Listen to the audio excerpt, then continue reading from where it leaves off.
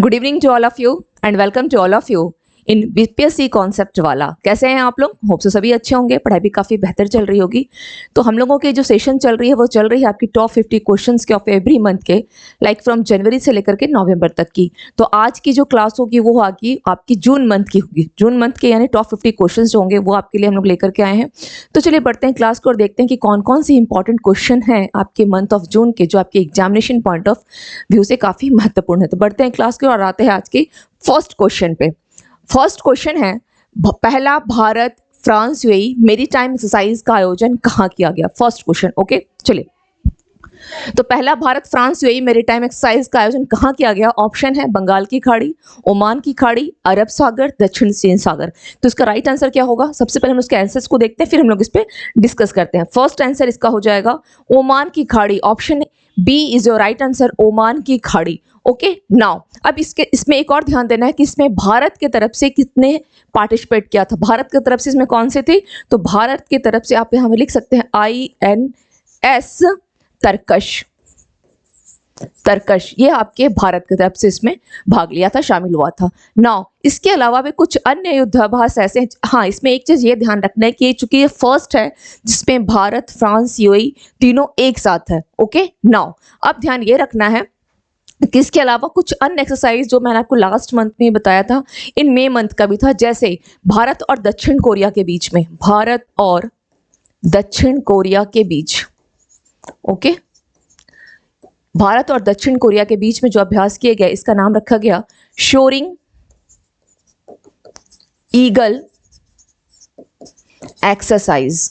Okay, ये ध्यान रखें। सोइंग ईगल एक्सरसाइज जो भारत और दक्षिण कोरिया के बीच में था। इसके अलावा एक अन्य एक्सरसाइज जिसका नाम है, जो आपके भारत और सऊदी अरब, आप यहाँ पे हाँ यहाँ कर ले सऊदी अरब। ओके, सऊदी अरब, सऊदी अरब, इन दोनों के बीच में किया गया और उस एक्सरसाइज का नाम था अल मोहम्मद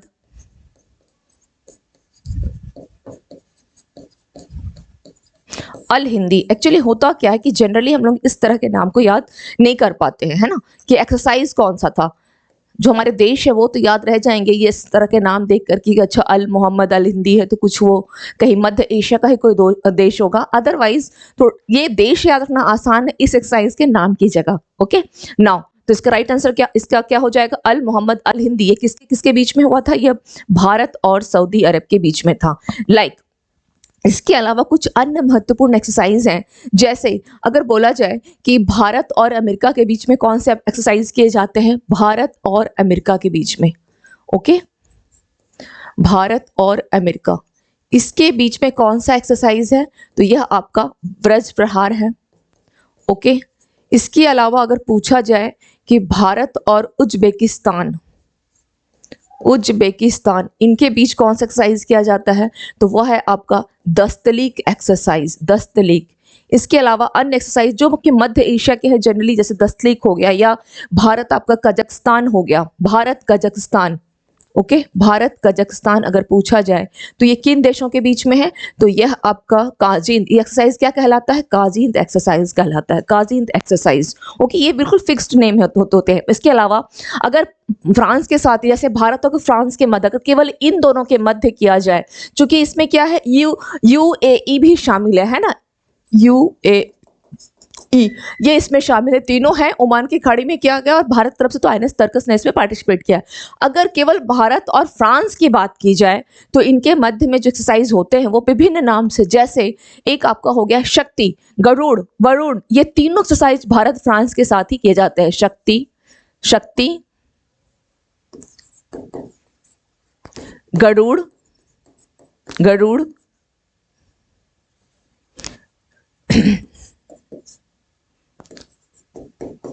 शक्ति, गरुड़ एंड वरुण, ये तीनों एक्सरसाइज किसके साथ है? तो ये भारत फ्रांस के साथ आपके ये तीनों एक्सरसाइज है। ओके, तो ये ध्यान रखना है। तो इस प्रकार से विभिन्न एक्सरसाइज जो है आपके बिल्कुल फिक्स्ड एक्सरसाइज को, इवन मैं एक क्लास तो दूंगी आपकी एक्सरसाइज के ऊपर, बिल्कुल बेस्ट होंगे क्वेश्चंस, वो क्लास में लूंगी आप लोगों का, लेकिन फिर भी उससे क्या होगा, जब मैं क्लास लूंगी बताऊंगी तो और आसान हो जाएगा आप लोगों के लिए याद रखना। इसलिए जब भी किसी एक एक्सरसाइज को पढ़ते हैं तो कोशिश करिए कि एज मच एज एक्सरसाइज को रिकॉल कर लेने का या आप लिख लेने का, जिस किसी तरीके से आप याद रख सकते हैं। Now come to the next question. सत्र के लिए यानी सेशन के लिए सबसे अधिक लोगों के एकत्र होने का गिनीज वर्ल्ड रिकॉर्ड किस शहर में बना? ऑप्शन है सूरत, जयपुर, भोपाल, अहमदाबाद। ओके, तो इसका राइट आंसर क्या हो जाएगा? इसका राइट आंसर क्या होगा? इसका राइट आंसर हो जाएगा सूरत। बोला गया है पूरे सत्र के लिए सबसे अधिक लोगों के एकत्र होने का गिनीज वर्ल्ड, तो सबसे अधिक लोगों का जो एकत्र होना ये था आपका अंतरराष्ट्रीय योग दिवस पे सभी लोग एक साथ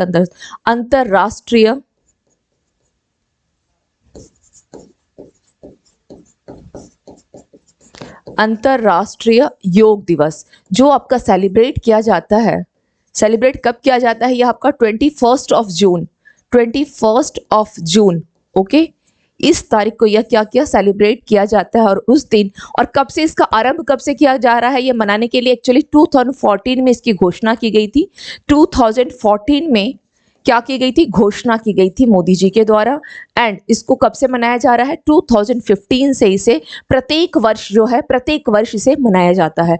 तो अब आपका पूछा गया है सवाल है कि सबसे अधिक लोगों के एकत्र होने का गिनीज वर्ल्ड रिकॉर्ड कहाँ किया गया? सूरत में किया गया। सूरत यानी गुजरात में। ओके, नाउ बस केवल इसमें इतना ही है कि 21 ऑफ जून को बहुत सारे यानी जो रिकॉर्ड बनाया गया है वो है गिनीज वर्ल्ड रिकॉर्ड बन गया लोगों के एकत्रित होने का।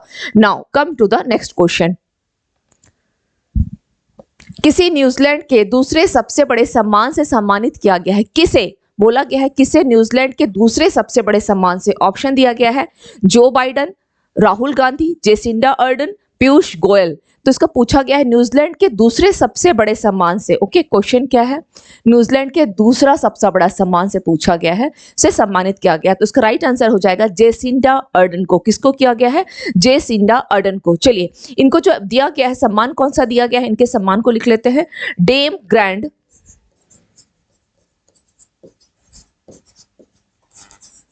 Companion. Dame grand companion. Okay, dame grand companion, इस अवार्ड से या इस पुरस्कार से इनको सम्मानित किया गया है, इसको ध्यान रखना है। इसके अलावा चूंकि ये बोला गया है कि किसे न्यूजीलैंड के दूसरे, जेसिंडा अर्डन पहले, अब ये उस टाइम पे थे यानी जून में थे, अभी हाल फिलहाल में रिसेंट के न्यूज में अगर आप देखेंगे, हालांकि मैं नेक्स्ट जब आपको पढ़ाऊंगी नवंबर तो उस समय भी आएगा, लेकिन इसलिए अभी बता दे रही हूँ क्योंकि उसमें दोबारा अगर पढ़ेंगे तो आपको अच्छे से ये याद रह जाएगा, रिकॉल हो जाएगी दोबारा। तो देख लेते हैं कि अभी वर्तमान में इसके साथ क्या न्यूज है। तो न्यूजीलैंड में वर्तमान में अभी क्या किया गया है? तो पीएम, ओके, न्यूजीलैंड में वर्तमान के पीएम कौन बन गए हैं? Christopher Luxon. इनको बनाया गया है क्रिस्टोफर लक्सन को। वर्तमान में प्रधानमंत्री कौन है? Christopher Luxon. ओके, वर्तमान में न्यूजीलैंड के कौन है? Christopher Luxon. दूसरी चीज है कि आखिर जेसिंडा अर्डन जो इनको जो दिया गया है, ये ध्यान रखना है क्रिस्टोफर लक्सन को इन्हें दिया गया है सबसे बड़ा सम्मान जो है, दूसरा सबसे बड़ा सम्मानित किया गया है। तो क्यों किया गया है? इन्होंने कोरोना वायरस महामारी के दौरान देश में क्या किया था? देश का नेतृत्व किया था। ओके, यहाँ पे ये भी लिख लें क्यों। कोरोना महामारी के दौरान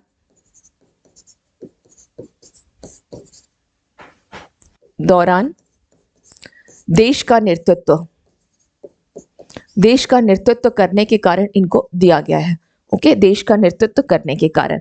नाउ अब बात आती है क्रिस्टोफर लक्सन को लेकर के। अब जब ये यहाँ पर प्रधानमंत्री नियुक्त किए गए तो इनके द्वारा क्या किया गया?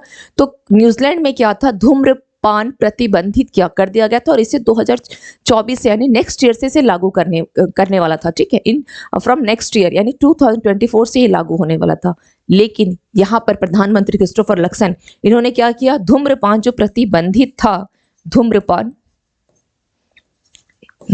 प्रतिबंधित, ठीक है, यानी प्रतिबंध जो लगा था इस पर, इस फैसले को, प्रतिबंध के फैसले को इन्होंने क्या किया कि फैसले को इन्होंने रद्द कर दिया। ओके, धूम्रपान प्रतिबंध के फैसले को इन्होंने रद्द कर दिया। तो ये एक थोड़ा ध्यान रखिएगा, क्योंकि जनरली लोग क्या करते हैं, धूम्रपान अगर कहीं पर चल रहा है तो उस पर प्रतिबंध लगाते हैं। इन्होंने उस फैसले को रद्द कर दिया, इसलिए इंपॉर्टेंट है। ओके, रद्द कर दिया। नाउ अब इसके अलावा हम देख लेते, और हाँ, इस एक इंपॉर्टेंट इन्फॉर्मेशन ध्यान रखिएगा कि धूम्रपान की जो दर है दुनिया में सबसे कम आपके इसी न्यूजीलैंड में है। ओके, सबसे कम इसकी रेट अगर देखा जाए, दर रेट जो है धूम्रपान की सबसे कम कहां पर है, तो यही न्यूजीलैंड में है, न्यूजीलैंड में है। ओके, धूम्रपान की दर सबसे कम कहां है, न्यूजीलैंड में है धूम्रपान की रेट।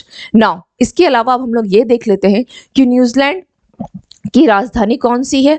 कभी कभी पूछ लेता है एग्जाम में, ठीक है, आपके एग्जाम में कभी पूछ लेता है, तो उसकी अगर कैपिटल की बात की जाए तो क्या होगा, वेलिंगटन, वेलिंगटन इसका कैपिटल है। एंड ऑकलैंड, तो क्वेश्चन मैंने ये दो नाम इसलिए दिए क्योंकि स्टूडेंट्स क्या करते हैं जनरली, ऑकलैंड सभी को याद है ना, अगर पूछा जाए न्यूजीलैंड की क्या कैपिटल है, तो आई थिंक नहीं, ऐसा है भी कि मोस्ट ऑफ द स्टूडेंट्स का आंसर क्या आता है, ऑकलैंड आता है, जो कि गलत है। ऑकलैंड न्यूजीलैंड की एक पॉपुलर सिटी है, ना कि वो कैपिटल। ओके, क्या है यह, पॉपुलर सिटी है, पॉपुलर सिटी है ये, पॉपुलर सिटी, और ये तो आपकी कैपिटल हो गई, ये कैपिटल है, तो ये ध्यान रखना है।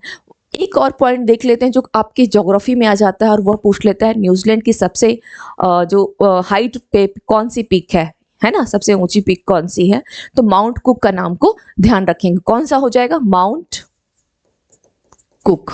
ओके, तो ये हो गए आपके माउंट कुक, ये हो गए आपके कुछ important information regarding this question. किसे न्यूजीलैंड के दूसरे सबसे बड़े सम्मान से सम्मानित किया गया है, जेसिंडा अर्डर्न को सम्मानित किया गया है। क्यों किया गया है, इन्होंने कोरोना महामारी के दौरान देश का नेतृत्व किया था। इसके अलावा न्यूजीलैंड के वर्तमान में प्रधानमंत्री कौन चुने गए हैं, क्रिस्टोफर लक्सन। धूम्रपान प्रतिबंध के फैसले को उन्होंने आते ही रद्द कर दिया, और अगर देखा जाए तो धूम्रपान के रेट में सबसे कम न्यूजीलैंड में है। न्यूजीलैंड की राजधानी वेलिंगटन है, ऑकलैंड यहाँ की पॉपुलर सिटी है, और माउंट कुक यहाँ की सबसे ऊंची चोटी है। चलिए अब हम लोग चलते हैं इसके नेक्स्ट क्वेश्चन में।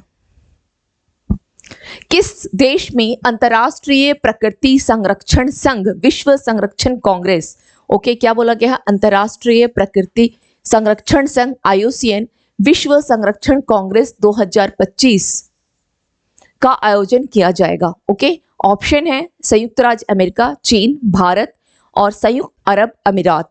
तो इसका राइट आंसर क्या हो जाएगा, इसका राइट आंसर होगा option D is your right answer, option D, संयुक्त अरब अमीरात।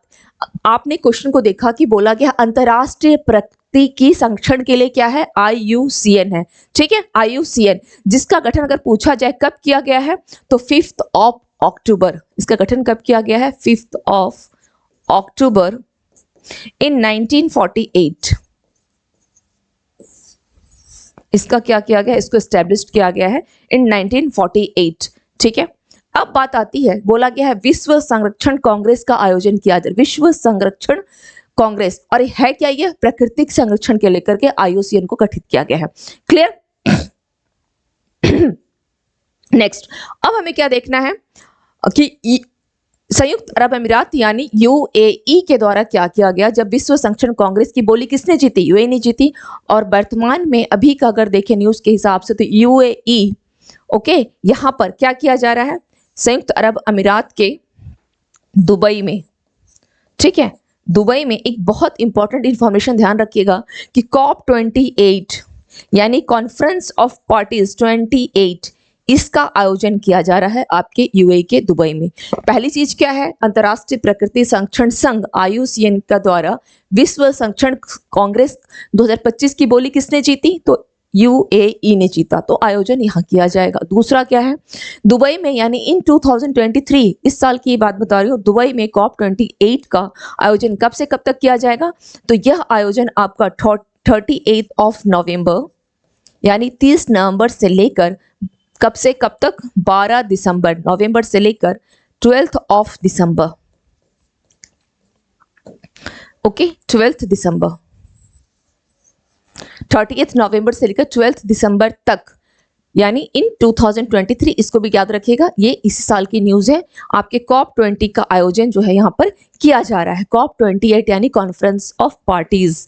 नाउ COP28 से एक इंपॉर्टेंट इंफॉर्मेशन ध्यान रखिएगा कि अभी जो किया जा रहा है, क्यों किया जा रहा है, आखिर आपका जो जैविक ईंधन है या कार्बन उत्सर्जन की जो कमी उसको फोकस करते हुए किया जा रहा है। और मोस्ट इंपॉर्टेंट कि जो पेरिस जलवायु समझौता किया गया था COP21 में, कब किया गया था? COP21 इन 2015 पेरिस जलवायु समझौता, उसकी समीक्षा के लिए, समीक्षा करना यानी अगर समझौता किया गया है तो उसमें क्या डेवलपमेंट किए गए हैं, क्या क्या सुधार किए गए हैं और हमें क्या करना चाहिए। समीक्षा करने का मतलब क्या होता है? किसी चीज को देखना, उसको समीक्षा करो कि क्या क्या उसमें कमियां हैं, क्या कमी को दूर करना है और क्या क्या किया जा सकता है। तो इसके लिए ध्यान रखिएगा, काफी महत्वपूर्ण हो जाता है यह आपका, काफी महत्वपूर्ण हो जाता है कि COP21 यानी पेरिस जलवायु, ओके, पेरिस जलवायु, पेरिस जलवायु समझौते किए गए थे, जिसके तहत इस समझौता में क्या था कि आपको क्या इस समझौते में क्या किया गया था? 1.5 डिग्री सेल्सियस से जो आपका अधिक का हमारा टेम्परेचर कितना बोला गया था, ये हमारी तापमान जो बोली गई थी 1.5 डिग्री सेल्सियस पे स्थिर बना रहना चाहिए, इससे आगे नहीं होना चाहिए। ये पेरिस जलवायु समझौते में एक लक्ष्य तय किया गया था, टारगेट लिया गया था। अब इसी लक्ष्य को ये देखना है कि कहाँ तक ये पूरा हुआ है, क्योंकि अभी कुछ दिन पहले ही आपने देखा होगा विश्व मौसम विज्ञान संगठन ने भी अपना रिपोर्ट दिया और उस रिकॉर्ड में ये भी था कि 86 डेज में, अगर आप बिलीव ना करो तो उसमें करीब 1.52 और 55 ऐसा कुछ, एग्जैक्टली मुझे भी याद नहीं, ऐसे कुछ रिपोर्ट आई थी जिसमें कि टेम्परेचर पहुंच चुका है only in 86 days. I'm not talking about 365 days. Okay? तो now COP21 हो गया, पेरिस जलवायु समझौता हो गया। और दूसरी चीज की यह पूछता है कि इस आपके एग्जाम से यह भी इंपॉर्टेंट है कि समझौता कब का है, तो 2015 यानी 2015 में। COP21 कब किया गया था? 2015 में, जिसमें पेरिस जलवायु समझौता। और इसी टारगेट को पूरा करने के उद्देश्य से यहाँ पर क्या किया गया था, इसी में क्या किया गया था, आपका इंटरनेशनल सोलर अलायंस का गठन किया गया था। अंतरराष्ट्रीय सौर गठबंधन का गठन इसी 2015 में किया गया था, जिसका हेडक्वार्टर है आपका, कहाँ है इसका हेडक्वार्टर? इसका हेडक्वार्टर है गुरुग्राम, गुरुग्राम हरियाणा।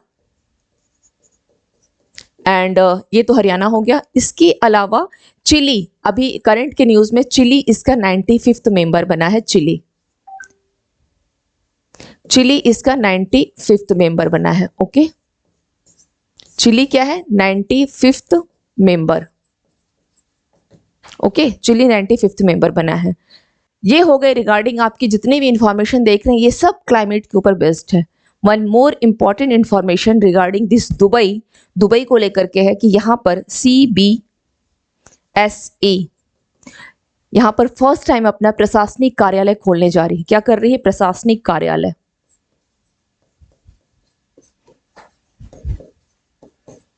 ठीक है, ये प्रशासनिक कार्यालय खोलने जा रही है। इसके अलावा एक इंफॉर्मेशन और ध्यान रखिएगा, UAE में फर्स्ट टाइम तो IIT मद्रास ने किया है। सेकंड IIT आपका IIT दिल्ली है, जो अपना पहला परिसर कहाँ खोल रहा है देश के बाहर? तो UAE में खोल रहा है। UAE के अबू धाबी में क्या खोला जा रहा है? IIT परिसर। IIT परिसर कहाँ खुल रहा है? यह आपका खुल रहा है संयुक्त अरब अमीरात के अबू धाबी में। ठीक है, अबू धाबी में। इससे पहले जो IIT का खोला गया था, दूसरा IIT है जो ऐसा किया जा रहा है। इससे पहले IIT मद्रास का तंजानिया में खोला जा रहा है। IIT मद्रास का परिसर कहाँ खोला जा रहा है? तंजानिया में। और पहली बार ऐसा हो रहा है जो देश के बाहर किसी IIT का परिसर की स्थापना की जा रही है। Now come to the next question.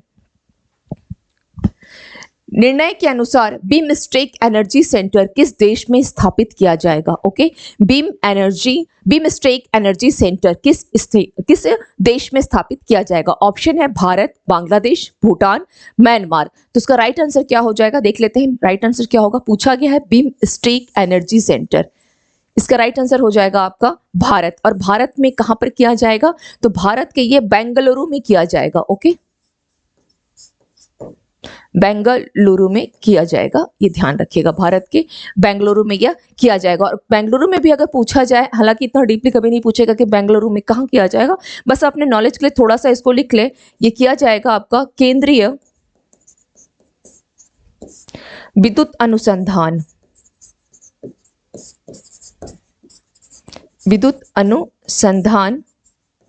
परिसर में। ओके, केंद्रीय विद्युत अनुसंधान, यानी आप इसको लिख सकते हैं केंद्रीय विद्युत अनुसंधान को CPRI। ओके, लिख सकते हैं CPRI, वहां CPRI, यहाँ पर ही क्या किया जा रहा है, BEC की स्थापना की जा रही है, यानी BIMSTEC energy centre, okay, BEC BIMSTEC energy centre, okay, इसकी स्थापना की जा रही है। कहां पर, बेंगलुरु के CPRI परिसर में, इस परिसर में, okay. Now clear, now come to the next question पे आते हैं। हाँ सॉरी, हम लोग थोड़ा बीमस्टेक को देख लेते हैं। यहाँ पे हम लोग थोड़ा बीमस्टेक को फोकस्ड कर लेते हैं कि बीमस्टेक के बारे में, इसका गठन कब हुआ था, कौन कौन से इसके सदस्य देश है, इन सभी पहलुओं पे थोड़ा सा हम लोग चर्चा कर लेते हैं। बीमस्टेक के फुल फॉर्म को देख लेते हैं। चलिए, बीमस्टेक, यहाँ पे मेंशन तो है ही बीमस्टेक, इसका फुल फॉर्म अगर बोला जाए तो क्या होता है, the bay of Bengal initiative, okay. कभी कभी एग्जाम में पूछ सकता है कि इसकी फुल फॉर्म को बता दे, the bay of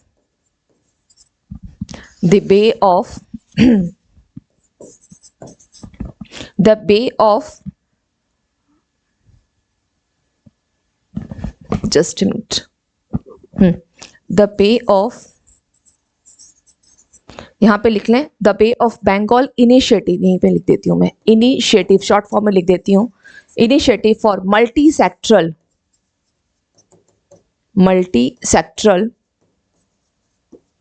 okay, technical and cooperation, the bay of Bengal initiative, ये इनिशिएटिव है, okay, initiative for multi sectoral sorry technical and cooperation. इसका अगर पूछा जाए कि इसकी स्थापना कब की गई थी बीमस्टेक की, तो सबसे पहले इसकी कब किया गया था, इन 97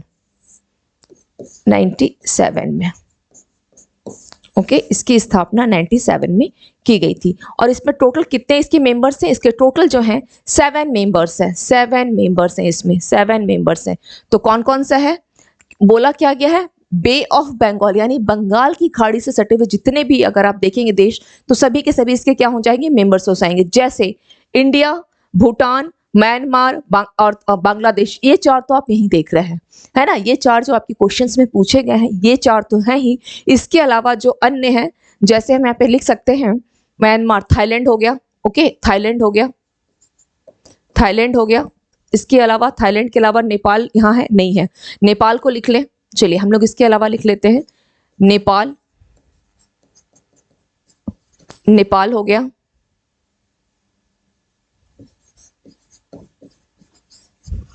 थर्ड में आप श्रीलंका लिख लें, ओके।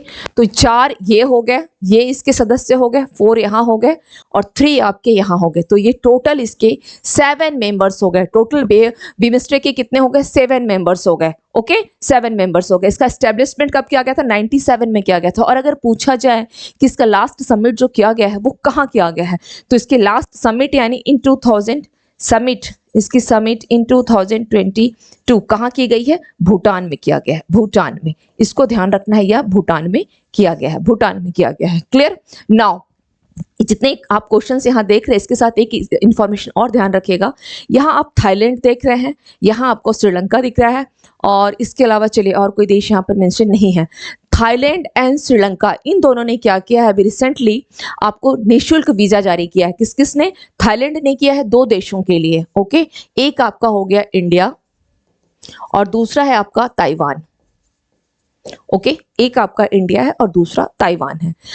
अगर बात की जाए और कितने टाइम पीरियड के लिए किया है थाईलैंड ने, कितने टाइम पीरियड है, तो ये 6 मंथ्स के लिए जारी किया है। जैसे 10th of November से लेकर या 10th of May 2024 तक के लिए है, ओके। ये दोनों कब से कब तक है, 10th November से लेकर 10th of May 2024, यानी अगर देखा जाए तो इनका कितना हो गया, 6 मंथ्स के लिए इन्होंने, हो सकता है क्वेश्चन में टाइम पीरियड चांसेस कम है, जो पूछेगा आपसे वो मंथ्स में पूछ लेगा, मंथ्स में कि कितने महीने के लिए जारी किया है, क्योंकि अभी क्या हुआ, श्रीलंका ने किया है, मलेशिया ने भी किया है, तो इसको थोड़ा ध्यान रखना है। तो थाईलैंड 6 मंथ्स के लिए और श्रीलंका ने क्या किया है, अपना जो ये पहला कह सकते हैं कि एक परियोजना के तहत श्रीलंका ने इंडिया के साथ, यानी इंडिया को अगर मिला दिया जाए तो टोटल 7 कंट्रीज है। टोटल कितने हैं, 7 कंट्रीज है। भारत में इसमें शामिल है, भारत भी इसमें शामिल है, जिसने इस श्रीलंका ने क्या किया है, निःशुल्क वीजा जारी किया है। और कब तक के लिए इसने जारी किया है, 31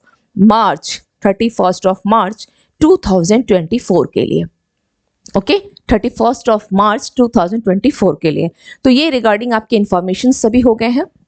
चलिए अब हम लोग बढ़ते हैं नेक्स्ट क्वेश्चन की तरफ। नेक्स्ट क्वेश्चन में आते हैं। अभी कुछ दिन पहले अगर भूटान को लिया जाए तो अभी कुछ दिन पहले यानी भूटान नरेश कौन आए थे, नामग्याल वांगचुक 8 दिन के दौरे पर ये भारत आए थे। ये इन्फॉर्मेशन ऐसे ध्यान रखिएगा। और भारत जब आए तो उन्होंने सबसे पहले कहाँ गए थे, ये असम के गुवाहाटी एयरपोर्ट पे, है ना। तो असम के सीएम कौन है, हेमंत बिस्वा, जाहिर सी बात है इनको स्वागत वही करेंगे। तो वहां से कहाँ गए थे, काजीरंगा राष्ट्रीय उद्यान, जो कि आपके एक सींग वाले गेंडे के लिए जाना जाता है। तो बहुत सारे ऐसे इन्फॉर्मेशन जो आप एज मच एज कोशिश करेंगे, जितना इन्फॉर्मेशन को कोरिलेट करके पढ़ेंगे चीजें अच्छे से याद हो जाएंगी। चलिए now come to the next question. Next question पे आते हैं। भारत ने निम्न में से किस राज्य के तट से अग्नि प्राइम मिसाइल का सफल परीक्षण किया है, किस राज्य के तट से। ओके चलिए देख लेते हैं ऑप्शन क्या क्या दिया गया है। ऑप्शन है तमिलनाडु, आंध्र प्रदेश, उड़ीसा, कर्नाटक। आप लोग इससे थोड़ा अवगत होंगे ही कि जनरली जो किया जाता है जनरली के अधिकांश यही बोल सकते हैं कि जो अग्नि की जो मिसाइल का जो परीक्षण किया जाता है अग्नि, उसका संबंध में केवल एक नाम आएगा, केवल एक स्टेट का नाम आएगा और वो फिक्स्ड है। केवल एक स्टेट इसमें फिक्स्ड है अग्नि मिसाइल के सफल परीक्षण में, और वह है आपका उड़ीसा। तो राइट आंसर क्या हो जाएगा, उड़ीसा। यहाँ के सीएम कौन है, नवीन पटनायक। नवीन पटनायक। ओके यहाँ के सीएम है नवीन पटनायक। नाउ अब बात आती है चूंकि उड़ीसा को लेकर के, तो उड़ीसा के कहां से किया गया था, तो उड़ीसा का फिक्स्ड, जब अग्नि मिसाइल का परीक्षण जो वहां से किया जा रहा है तो फिक्स्ड है उड़ीसा। और उड़ीसा के किस तट, कौन से, डॉक्टर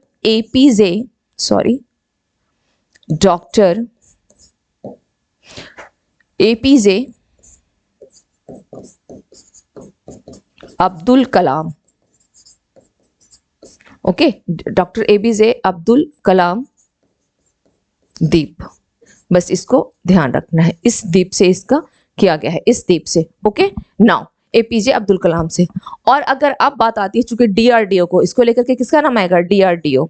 तो डीआरडीओ की स्थापना कब की गई, इन 1958। और यहाँ के पूछा जाए कि यहाँ का चेयरमैन कौन है, तो कौन है, डॉक्टर समीर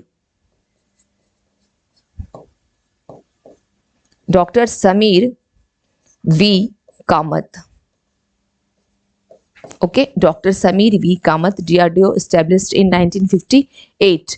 तो ये कुछ इंफॉर्मेशन ध्यान रखेगा। अब बात आती है चूंकि उड़ीसा को लेकर के, तो उड़ीसा में एक अम्मा बैंक चलाया गया है। ओके उड़ीसा में क्या किया गया है, एक अम्मा बैंक चलाया गया है, अम्मा बैंक।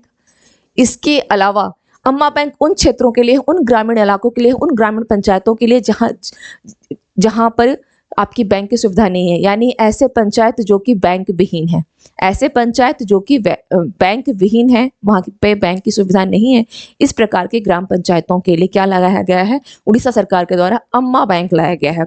इसके अलावा उड़ीसा में एक फेस्टिवल का जो आयोजन किया गया है वो है बाली यात्रा। ओके क्या है, बाली यात्रा, बाली यात्रा। और ये किस प्रकार की फेस्टिवल है बाली यात्रा, तो ध्यान रखिएगा कि एशिया का सबसे बड़ा ओपन फेस्टिवल, एशिया का, यह क्या है, इसकी स्पेशलाइजेशन ये है कि एशिया का सबसे बड़ा यह open air market, open air festival. Okay open air festival है, ये फेस्टिवल है। ओपन एयर क्यों बोला गया, इसको ओपन एयर क्यों बोला गया, क्योंकि इसे कटक के, कहाँ मनाया गया, उड़ीसा में कटक के कौन सी, महानदी के तट पर। और अगर किसी चीज को तट पे मनाया जाएगा तो जाहिर सी बात है वो खुले में ही होगा ना, तो इसलिए इसको बोला गया है ओपन एयर, क्या बोला गया, open air festival. Now come to the next question. Next question में आते हैं। इफ्को के नैनो लिक्विड यूरिया के निर्यात के लिए किस देश के साथ समझौता किया गया है, इफ्को ने नैनो लिक्विड यूरिया के निर्यात के लिए। ऑप्शन दिया गया है, ऑस्ट्रेलिया है, यूएसए है, फ्रांस है, जर्मनी है। तो इसका राइट आंसर देख लेते हैं क्या होगा, इसका राइट आंसर होगा option B, USA. Okay USA. सबसे पहले यहां पे यह है कि इफ्को इफको, चलिए यहाँ पे है मेंशन, मैं यहाँ पे लिख देती हूँ इफको। इफको को क्या बोला जाता है? Indian farmers, Indian farmers fertiliser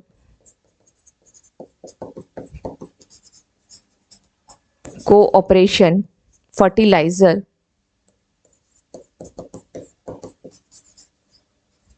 cooperation, okay, cooperation limited, cooperation limited लिख ले यहाँ पे, लिमिटेड, ठीक है। क्या हो गया ये आपका?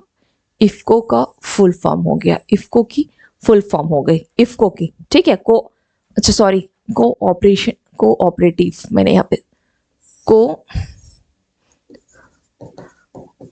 Cooperative limited, okay, cooperative limited बोला जाता है, ठीक है। चलिए अब बात आती है कि बोला गया है कि इफको ने नैनो लिक्विड यूरिया के लिए निर्यात के लिए किस देश के साथ समझौता किया है? तो वो हो जाएगा आपका यूएसए के साथ।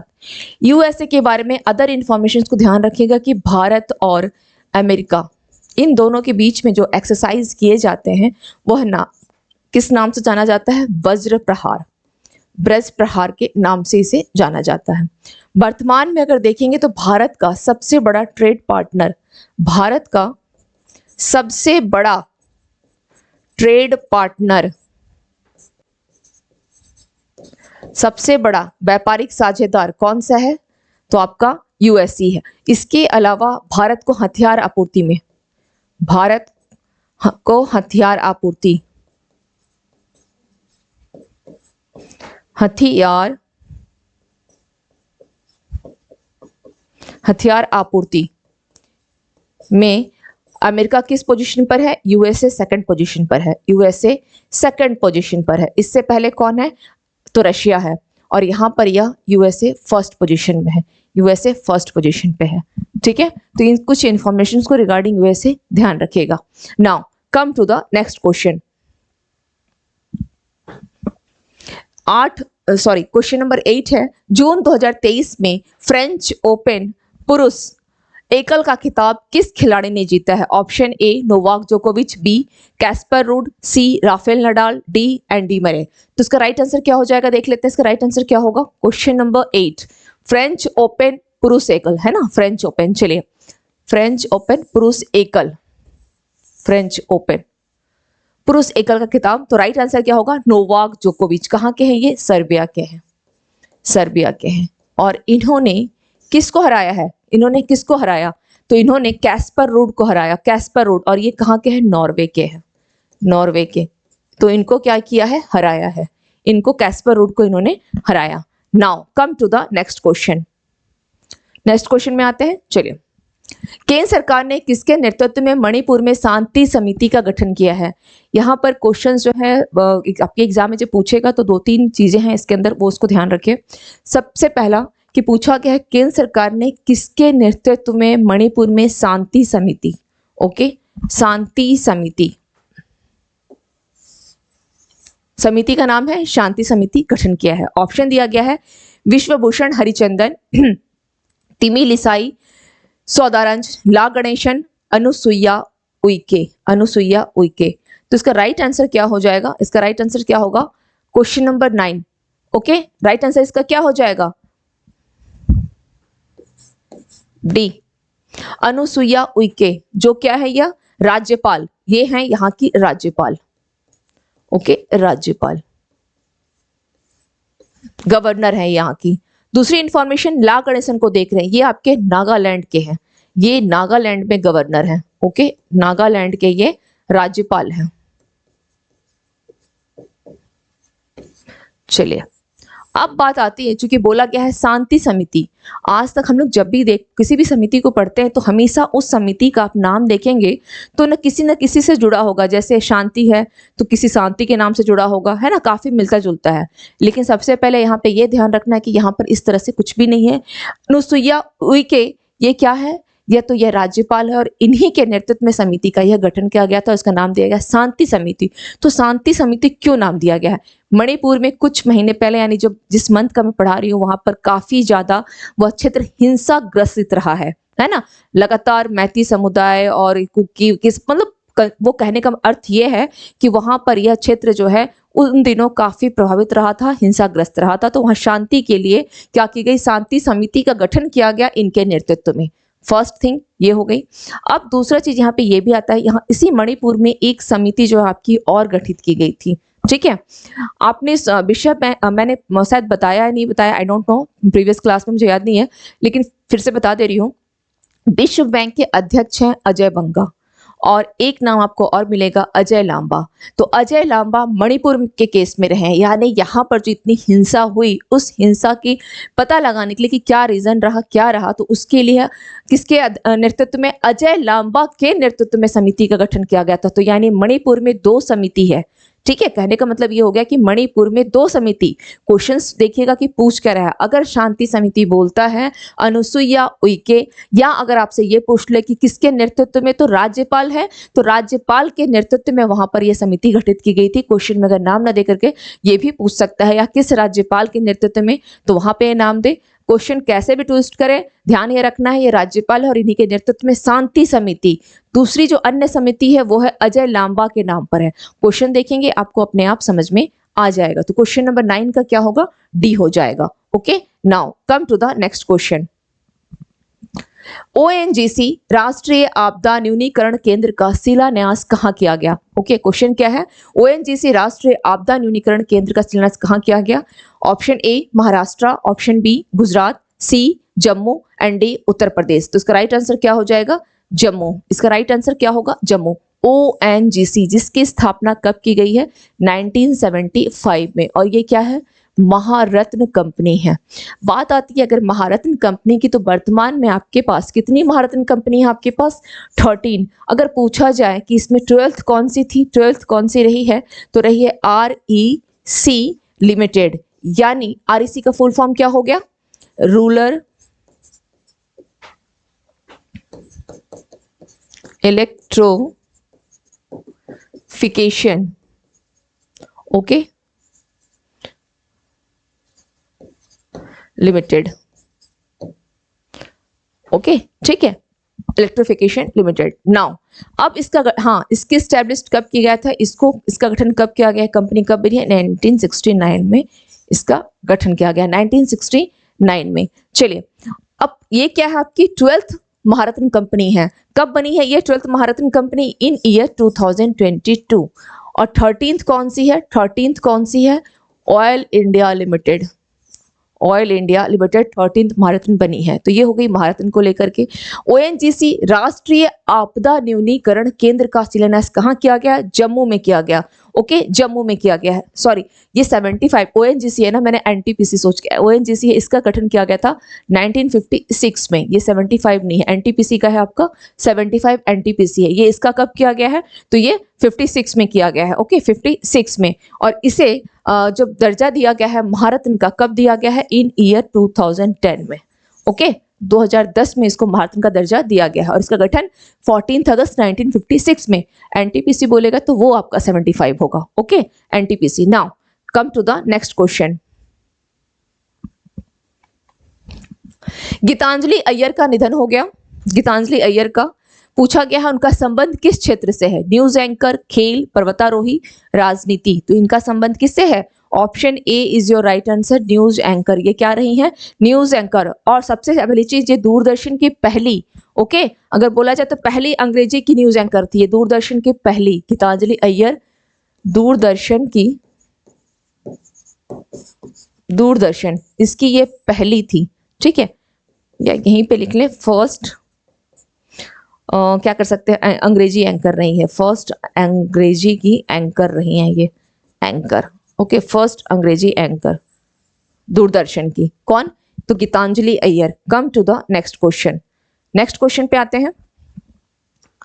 विश्व खाद्य सुरक्षा दिवस पर जारी 5वें राज्य खाद्य सुरक्षा सूचकांक। ओके, चलिए देख लेते हैं कौन कौन सा है सूचकांक है। बड़े राज्यों में कौन सा राज्य शीर्ष पर रहा, किस पे बोला गया है, विश्व खाद्य सुरक्षा सूचकांक। और कौन कौन से राज्य दिए गए हैं, उत्तर प्रदेश, तमिलनाडु, तेलंगाना, केरल। ये इंपॉर्टेंट क्वेश्चन भी है। विश्व खाद्य सुरक्षा दिवस पर जारी पांचवें राज्य कौन सा था, इसका सीक्वेंस पांचवा था। बोला गया है राज्य खाद्य सुरक्षा सूचकांक में बड़े राज्यों में कौन सा है। तो सबसे पहले लिखें इस क्वेश्चन के अकॉर्डिंग तो इसका आंसर डी हो जाएगा। लेकिन केवल केरल का नाम लिखने से अगर अदर इन्फॉर्मेशन पूछे, हो सकता है केरल का नहीं देकर के कुछ और स्टेट दे दे, है ना, कि बड़े राज्यों में कौन सा रहा है। तो ध्यान रखें यहाँ पे सबसे पहले तो आप केरल लिखें और उसके बाद आप यहाँ पर लिख लें पंजाब। तमिलनाडु थर्ड पे रहा था, ठीक है, सेकंड पे पंजाब लिख लें। यहाँ बड़े राज्यों की श्रेणी में ये फर्स्ट आपका केरला, सेकंड आपका पंजाब एंड थर्ड आपका तमिलनाडु रहा है। थर्ड आपका तमिलनाडु। अगर बात की जाए छोटे राज्यों में, ओके, छोटे राज्यों में तो क्या क्या आ जाएगा। अगर छोटे राज्यों की बात की जाए तो ये तो बड़े राज्यों में हो गया। अगर छोटे राज्यों में पूछा जाए तो यहां पे आप लिखें सबसे पहला नाम Goa, then Manipur, okay, and third one Sikkim लिख लें यहाँ पे, सिक्किम, ओके, सिक्किम। ये हो गई आपके छोटे राज्यों में। अगर पूछा जाए केंद्र शासित प्रदेश में, यानी यूटीज में पूछा जाए, केंद्र शासित प्रदेश में, केंद्र शासित प्रदेश, अगर पूछा जाए केंद्र शासित प्रदेश में तो क्या हो जाएगा। फर्स्ट आपका यूटीज कौन सा हो जाएगा। फर्स्ट हो जाएगा आपका J&K, second Delhi and third Chandigarh.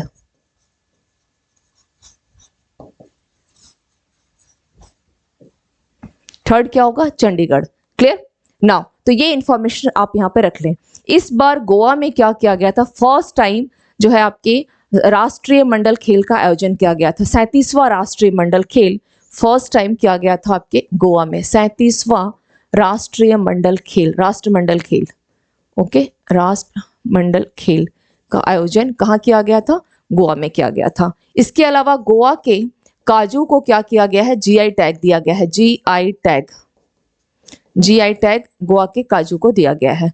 Okay, Manipur Sikkim लोग देख चुके हैं। यहाँ पर और कोई यूपी तम, ठीक है। चलिए नेक्स्ट क्वेश्चन पे आते हैं।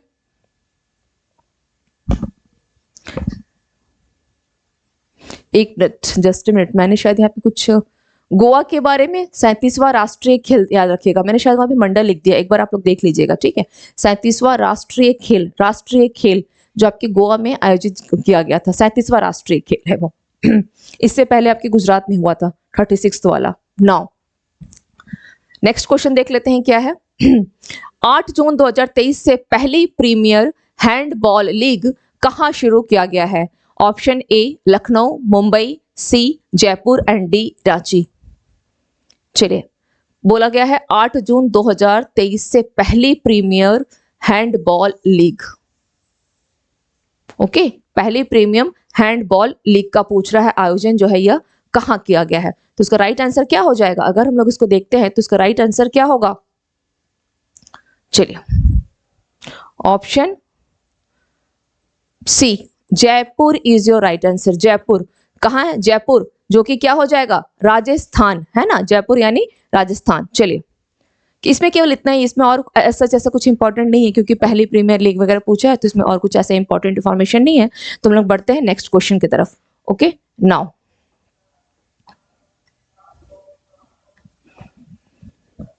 Question number 14। ओके, क्या बोला है क्वेश्चन नंबर 14। EIU के द्वारा जारी किया गया ग्लोबल लिविलिटी इंडेक्स में कौन शीर्ष पर रहा है। Vienna, New Zealand, Australia, England. Okay, question ये पूछा जा रहा है किसके द्वारा जारी किया गया है।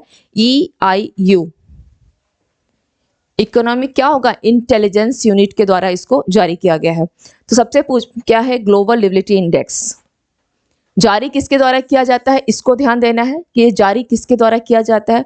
दूसरी चीज है क्या है, ये ग्लोबल लिविलिटी इंडेक्स। ओके, पूछा गया है सवाल कि शीर्ष पर कौन है, शीर्ष पर कौन है। Option A Vienna, B New Zealand, C Australia and D England. तो इसका हम लोग देख लेते हैं कि राइट आंसर क्या होगा। इसका राइट आंसर हो जाएगा ए वियना। इसका राइट आंसर क्या हो जाएगा, इसका राइट आंसर क्या होगा, जस्ट ए मिनट, जारी किया गया ग्लोबल जो आपका लिविलिटी इंडेक्स है, इसमें क्या हो जाएगा, इसमें राइट आंसर हो जाएगा आपका वियना फर्स्ट है, उसके अलावा फिर आपका क्या आ जाएगा, वियना है। ठीक है, चलिए वियना। जारी के इंडेक्स में कौन शीर्ष पर है? वियना, जो कि आपकी क्या है, ऑस्ट्रिया की राजधानी है। वियना क्या है? ऑस्ट्रिया की राजधानी है, ऑस्ट्रिया की राजधानी है। ठीक है, हालांकि इस पे क्वेश्चन अभी आगे और भी आएंगे, हम लोग चाहे इस पे क्वेश्चंस और आगे भी बने हुए हैं, तो इसलिए हम लोग यहाँ पे इसका डिस्कस यहाँ नहीं करेंगे। हम लोग आगे इस क्वेश्चंस पे जो है कंप्लीट एक डिस्कस कर लेंगे। ठीक है, आगे इसी क्वेश्चन पे कंप्लीट एक डिस्कस हम लोग कर लेंगे। चलिए नेक्स्ट देख लेते हैं, या फिर यहाँ पे हालांकि क्वेश्चन है आगे, तो इट्स बेटर कि हम लोग या यहाँ भी देख सकते हैं कि ऑस्ट्रिया की राजधानी, यहाँ पे फर्स्ट हो गया आपका वियना, जो कि ऑस्ट्रिया की राजधानी है। अगर सेकंड में लिखना चाहे यहाँ पे, चलिए यहाँ पे देख सकते हैं, यहाँ पर वियना हो गया। सेकंड में आप लिख लें यहाँ पर, सेकंड में आपका आ जाएगा कोपेनहेगन है। ओके, कोपेनहेगन यानी क्या हो जाएगा, यह डेनमार्क। कोपेनहेगन यानी डेनमार्क आपकी सेकंड पोजीशन पर है। थर्ड पोजीशन पर, ओके, थर्ड पोजीशन पर क्या आएगा आपका, मेलबोर्न आ जाएगा, यानी ऑस्ट्रेलिया का मेलबोर्न और ऑस्ट्रेलिया का सिडनी, ये दोनों यहां पर क्या होगा, मेलबोर्न, ओके, एंड सिडनी। तो ये कुछ इंफॉर्मेशन को यहाँ पे ध्यान रखिएगा। ठीक है, ये इंफॉर्मेशन को ध्यान रखिएगा। इन टोटल अगर बात की जाए कि टोटल इसमें जारी किया गया ग्लोबल रेटिंग, इसमें कौन शीर्ष पर है, तो फर्स्ट वियना, ऑस्ट्रिया की राजधानी, सेकंड आपका कोपेनहेगन जो कि डेनमार्क का है, एंड थर्ड आपका ऑस्ट्रेलिया का मेलबोर्न, एंड फोर्थ आपका सिडनी हो जाएगा। फोर्थ आपका सिडनी। ये चार काफी हैं। मैं इंडिया का यहाँ नहीं बताऊंगी क्योंकि हमारा इस पे क्वेश्चन बेस्ड है। ओके, इसलिए हम लोग यहाँ पे इंडिया का चर्चा नहीं करेंगे। चलिए बढ़ते हैं नेक्स्ट क्वेश्चन की तरफ। नेक्स्ट क्वेश्चन की तरफ आते हैं। नेक्स्ट क्वेश्चन क्या है देख लेते हैं। अरब सागर में उठे बिपरजॉय साइक्लोन, क्या है, अरब सागर में उठे बिपरजॉय साइक्लोन को किस देश के द्वारा नाम दिया गया है? Oman, Bangladesh, Myanmar, Malaysia. तो इसका राइट आंसर क्या हो जाएगा? इसका राइट आंसर हो जाएगा बांग्लादेश। बिपरजॉय को नाम किसने दिया है? बांग्लादेश के द्वारा है नाम दिया गया है। अब सवाल यह आता है कि बांग्लादेश यानी भारत के ऐसे कितने राज्य हैं जो बांग्लादेश के साथ आपका सीमा साझा करते हैं? ऐसे कितने राज्य हो गए हैं? भारत के ऐसे कितने राज्य होंगे? तो फर्स्ट क्या हो जाएगा आपका, Paschim Bangal, West Bengal, Meghalaya, Mizoram, okay, Tripura and Assam. ये 5 ऐसे राज्य हैं जो कि बांग्लादेश के साथ सीमा साझा करते हैं। भारत और बांग्लादेश के बीच जो एक्सरसाइज की जाती है, जो अभ्यास किए जाते हैं, वो किस नाम से जाना जाता है? तो वह समप्रीति के नाम से जाना जाता है। समप्रीति, ओके, क्या है यह? तो यह है भारत बांग्लादेश अभ्यास। भारत बांग्लादेश अभ्यास किस नाम से जाना जाता है? समप्रीति। ओके, ये दोनों पॉइंट को ध्यान रखिएगा। त्रिपुरा जो है आपके 3 ओर से, त्रिपुरा की अगर बात की जाए तो ये 3 ओर से किससे घिरा हुआ है? त्रिपुरा बीच में है, और ये सोचो कि यहां से यहां तक ये 3 साइड से बांग्लादेश से घिरा हुआ है, बांग्लादेश से। ओके, त्रिपुरा तीनों साइड से। लेकिन अगर पूछा जाए कि लंबाई में सबसे अधिक कौन है जो बांग्लादेश से सबसे ज्यादा लंबाई में सीमा लिए हुए, तो वो हो जाएगा आपका वेस्ट बंगाल। क्या होगा? वेस्ट बंगाल हो जाएगा। Okay, now come to the next question. Next question पे आते हैं, देखते हैं क्या है। जून 2023 में किस राज्य सरकार ने उधारकर्ताओं की सहायता के लिए आरबीआई के दंगा प्रावधानों को लागू किया है? किस राज्य सरकार ने किया है? तो ये क्या होगा? ऑप्शन दिया गया, आंध्र प्रदेश, बिहार, उत्तर प्रदेश, मणिपुर। तो इसका राइट आंसर हो जाएगा Manipur. D is your right answer, D. Now come to the next question. किस संगठन या बैंक ने महिला उद्यमियों को सशक्त बनाने के लिए दीनदयाल अंत्योदय योजना, क्या है यह? दीनदयाल अंत्योदय योजना, राष्ट्रीय शहरी आजीविका मिशन के साथ साझेदारी की है? किस संगठन ने? एशियाई विकास बैंक, विश्व बैंक, संयुक्त राष्ट्र महिला, संयुक्त राष्ट्र विकास कार्यक्रम यानी यूएनडीपी ने। तो इसका राइट आंसर क्या हो जाएगा? इसका राइट आंसर हो जाएगा option D is the right answer. Option क्या हो जाएगा? यह डी हो जाएगा, यूएनडीपी, संयुक्त राष्ट्र विकास कार्यक्रम, जिसकी स्थापना हम लोग देख लेते हैं कब की गई है? 1965 में। ठीक है, और इसका हेडक्वार्टर कहाँ है? न्यूयॉर्क। इसका हेडक्वार्टर कहाँ है? न्यूयॉर्क यॉर्क इसका हेडक्वार्टर है, न्यूयॉर्क। ओके, चलिए न्यूयॉर्क। और इसको यह यूएनडीपी जो है किसका इसने किया था गठन, यूएनजीए यानी यूनाइटेड नेशंस जनरल असेंबली के द्वारा यूएनडीपी का गठन इन 1965 में किया गया था। अब बात आती है, चूंकि दीनदयाल अंत्योदय योजना है ना, सबसे पहले है यूएनडीपी का ध्यान रखिएगा। अगर पूछा जाए विश्व बैंक, तो इसका कब किया गया है, 1945 में विश्व बैंक का गठन किया गया है, ठीक है। और एशियाई विकास बैंक यानी एडीबी का गठन किया गया है इन 19 आपका दिसंबर है 1966 में एडीबी का गठन किया गया है। इसका हेडक्वार्टर आपका कहाँ है, मनीला यानी फिलीपींस, मनीला यानी फिलीपींस। ये सब बहुत बेसिक चीज होते हैं, जरूर इसको एक बार ध्यान रख लीजिएगा, ठीक है।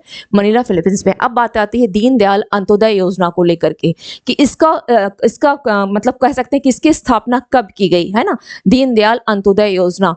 तो इसका आप लोग लिखें, चलिए मैं इसको यहाँ पे लिख देती हूँ, ठीक। 25 सितंबर, इसे 25 सितंबर 2014 में क्या लाया गया, दीनदयाल अंत्योदय योजना को लाया गया था, ठीक है, Deendayal Antyodaya Yojana. Now come to the next question.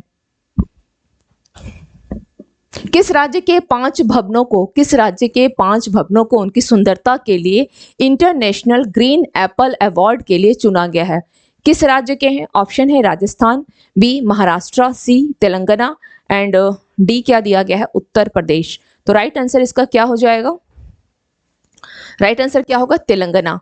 Telangana में ही वर्तमान में एक 3D मंदिर, अगर पूछा जाए कि 3D मंदिर है ना, ये सबसे मतलब बड़ा 3D मंदिर का निर्माण कहाँ किया गया, तो क्या होगा, अगर पूछा जाए क्वेश्चन, अगर आपसे कभी भी कर किया जाए, तो फर्स्ट 3D प्रिंटेड मंदिर, 3D प्रिंटेड मंदिर क्या हो जाएगा, यह तेलंगाना हो जाएगा। इसके अलावा अभी जो चुनाव कराए गए हैं, क्योंकि नेक्स्ट में आपका पेपर है, तो आपके क्वेश्चंस में ऐसा पूछा जा सकता है कि आपके पास 4 राज्यों का नाम दे दे, उनकी विधानसभा सीट दे दे, या उनके वहाँ के गवर्नर का नाम दे दे, या वहाँ के सीएम का नाम दे दे, और बोलेगा मैच ए को मैच बी से मैच करने के लिए। तो इसको कैसे करना है, तो ध्यान रखिएगा, जितने भी अभी इलेक्शन किए गए हैं इन 5 राज्यों में, उन सबकी विधानसभा की सीट को ध्यान रखिएगा। उनमें से एक आपका तेलंगाना भी है, जहां पर इलेक्शन अभी करवाए गए हैं। तो तेलंगाना में विधानसभा की सीट कितनी है, ध्यान रख लीजिए, 119 सीट। कितनी है, 19 सीट पर चुनाव किया गया है। इतने सीट पर तेलंगाना में चुनाव किया गया है, इतने सीट पर। Okay, now come to the next question. भारतीय कृषि अनुसंधान परिषद ने किसानों को सशक्त बनाने के लिए किसके साथ MOU साइन किया है, किसके साथ साइन किया है? ऑप्शन ए है बायोटेक किसान, बी अंतर्राष्ट्रीय उष्णकटिबंधीय कृषि संस्थान, किशन मनोचा, अमेजन किसान। तो यहाँ पर राइट आंसर क्या हो जाएगा, भारतीय कृषि अनुसंधान परिषद। जो इसका राइट आंसर क्या हो जाएगा, क्वेश्चन नंबर 19 डी हो जाएगा। अमेजन विकास के साथ किया है, अमेजन विकास के साथ, ठीक है। केवल इतना ही, इसमें और ज्यादा डीपली आ जाने की आवश्यकता नहीं है। Now come to the next question. Elizabeth Longford पुरस्कार 2023 किसने जीता है? एलिजाबेथ लॉन्गफोर्ड पुरस्कार 2023। Option A Ramachandra Guha, Arundhati Roy, Salman Rushdie, Geetanjali Shree.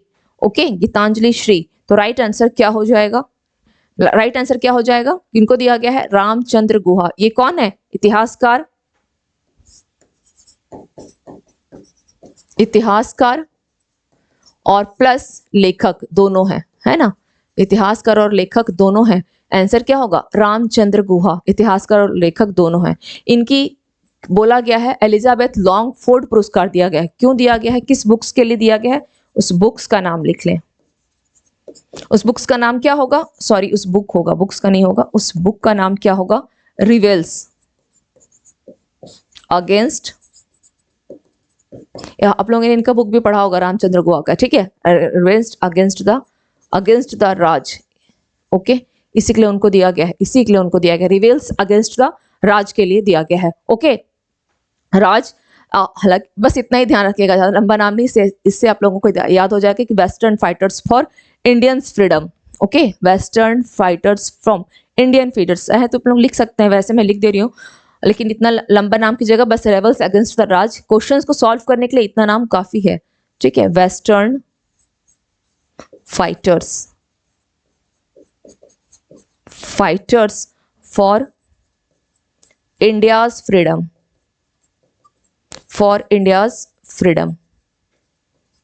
Okay, for India's freedom, rebels against the Raj western fighters for India's freedom.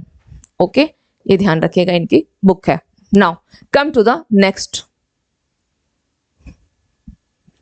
प्रधानमंत्री मोदी को जून में किस देश ने अपने सर्वोच्च राजकीय सम्मान से सम्मानित किया है? ऑप्शन है फ्रांस, रूस, यूक्रेन, मिस्र। ये चार ऑप्शन आपके पास दिए गए हैं, ये चार ऑप्शन है। तो यहाँ पे आपको करना क्या है, देखिए मोदी जी को फ्रांस ने भी सर्वोच्च पुरस्कार दिया है, ओके, ऑनर दिया है, एंड मिस्र ने भी दिया है। लेकिन हमारा क्वेश्चन क्या पूछ रहा है, जून के ऊपर पूछ रहा है, सॉरी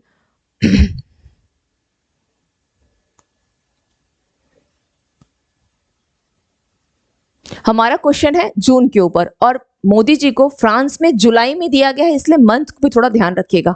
ओके, देखिएगा क्वेश्चन किस पे पूछ रहा है। तो इनको दिया गया है यह जो, तो आप लिख लें, मिस्र में जो दिया गया है, मिस्र में कौन सा इनको दिया गया है, ऑर्डर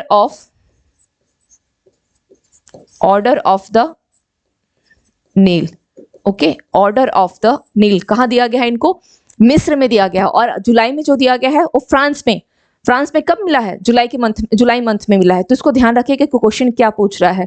द्रौपदी जी को भी दिया, राष्ट्रपति द्रौपदी मुर्मू को भी दिया गया है ना। चलिए, तो ये हो गया फ्रांस। इसके साथ ही फ्रांस का भी लिख लेते हैं कि क्या दिया गया, फ्रांस में कब दिया गया है, जुलाई में, जुलाई मंथ में। हालांकि मैं जुलाई का जब क्लास आप लोगों का लूंगी उस समय बताऊंगी, लेकिन फिर भी चलिए देख लीजिए कि क्या होगा। अच्छी बात है कि ज्यादा से ज्यादा रिविजन हो जाएगा। Order of the Nile. Next क्या है, लीजन ऑफ ऑनर। फ्रांस में कौन दिया गया था, लीजन ऑफ ऑनर। ओके, और फ्रांस में 14 अगस्त को वहां पे बिस्टिल डे पैरेड जो सेलिब्रेट किया गया था, वहां के मुख्य अतिथि भी कौन थे, मोदी जी थे, मोदी जी को बुलाया गया था। ओके, चलिए, बिस्टर लीजन ऑफ ऑनर फ्रांस में दिया गया है मोदी जी को जुलाई मंथ में, और ये दिया गया है आपके मिस्र में दिया गया है आपके जून मंथ है। मिस्र की राजधानी क्या है, इजिप्ट। इसको इंग्लिश में इजिप्ट की राजधानी क्या है, काहिरा, है ना, क्या है, काहिरा। चलिए नेक्स्ट क्वेश्चन पे आते हैं। महाराष्ट्र सरकार ने किसे स्माइल एम्बेसडर के रूप में नामित किया है, स्माइल एम्बेसडर के रूप में किसे नामित किया है महाराष्ट्र सरकार ने? ओके, ऑप्शन है सुनील गावस्कर, विराट कोहली, सचिन तेंदुलकर। ओके, सचिन तेंदुलकर। इसके अलावा यहाँ पर एम एस धोनी। ओके, क्या दिया गया, एम एस धोनी। चलिए देख लेते हैं। महाराष्ट्र सरकार ने किसे स्माइल एम्बेसडर, ओके, क्या बोला गया है, स्माइल एम्बेसडर। ठीक है, तो किसको दिया गया है, किसको इसको नामित किया गया है?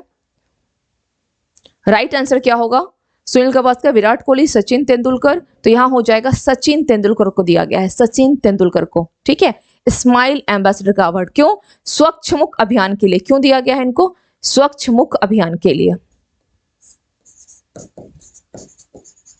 स्वच्छ मुख अभियान। ओके, स्वच्छ मुख अभियान के लिए सचिन तेंदुलकर को दिया गया है। इसके अलावा सचिन तेंदुलकर को अभी आईसीसी वर्ल्ड कप में ग्लोबल ब्रांड एम्बेसडर बनाया गया था। क्या बनाया गया था, आईसीसी वर्ल्ड कप का स्वच्छ मुख अभियान के लिए स्माइल एम्बेसडर दिया गया। इसके अलावा आईसीसी वर्ल्ड कप में इनको क्या बनाया गया था, ग्लोबल ब्रांड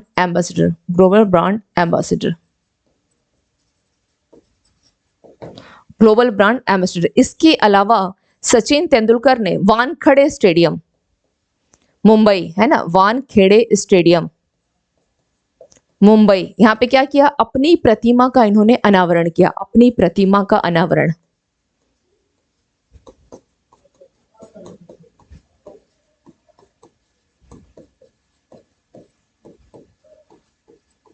ओके, अपनी प्रतिमा का अनावरण, इसको ध्यान रखिएगा। Now come to the next question. Next question देख लेते हैं क्या है। किस देश ने भारतीय क्षेत्र के माध्यम से बांग्लादेश को जल विद्युत निर्यात करने के लिए एक समझौते पर हस्ताक्षर किया है? तो पूछा गया है किस देश ने किया है, भारतीय क्षेत्र के माध्यम से, यानी भारत के रास्ते से हो जाएगा, कहां जाएगा, बांग्लादेश को जल विद्युत आपूर्ति करने के लिए, यानी जल विद्युत आपूर्ति का वह निर्यात करेगा। भाई कौन सा देश है, देखते हैं, म्यांमार है, नेपाल है, श्रीलंका है, भूटान है। तो इसका राइट आंसर क्या हो जाएगा, नेपाल। नेपाल हो जाएगा, ठीक है, नेपाल। अब बात आती है, चूंकि ऐसे कितने जिले हैं, कैसे कितने, फर्स्ट तो हम लोग राज्य देखेंगे कि ऐसे कितने राज्य हैं जो नेपाल के साथ क्या करते हैं, सीमा साझा करते हैं। भारत के ऐसे कितने राज्य की बात की जाए तो राज्य में कौन कौन सा हो जाएगा आपका, अगर राज्य की बात की जाए तो आपका क्या होगा, उत्तराखंड, यूपी, थर्ड बिहार, बिहार, ठीक है। फोर्थ कौन सा हो जाएगा अगर बात की जाए, फोर्थ, हालांकि यहाँ पर अब जब बिहार देंगे तो सबसे ज्यादा इंपॉर्टेंट ये हो जाता है, चलिए यहाँ पे सिक्किम भी लिख ही लें, ठीक है, सिक्किम लिख लें।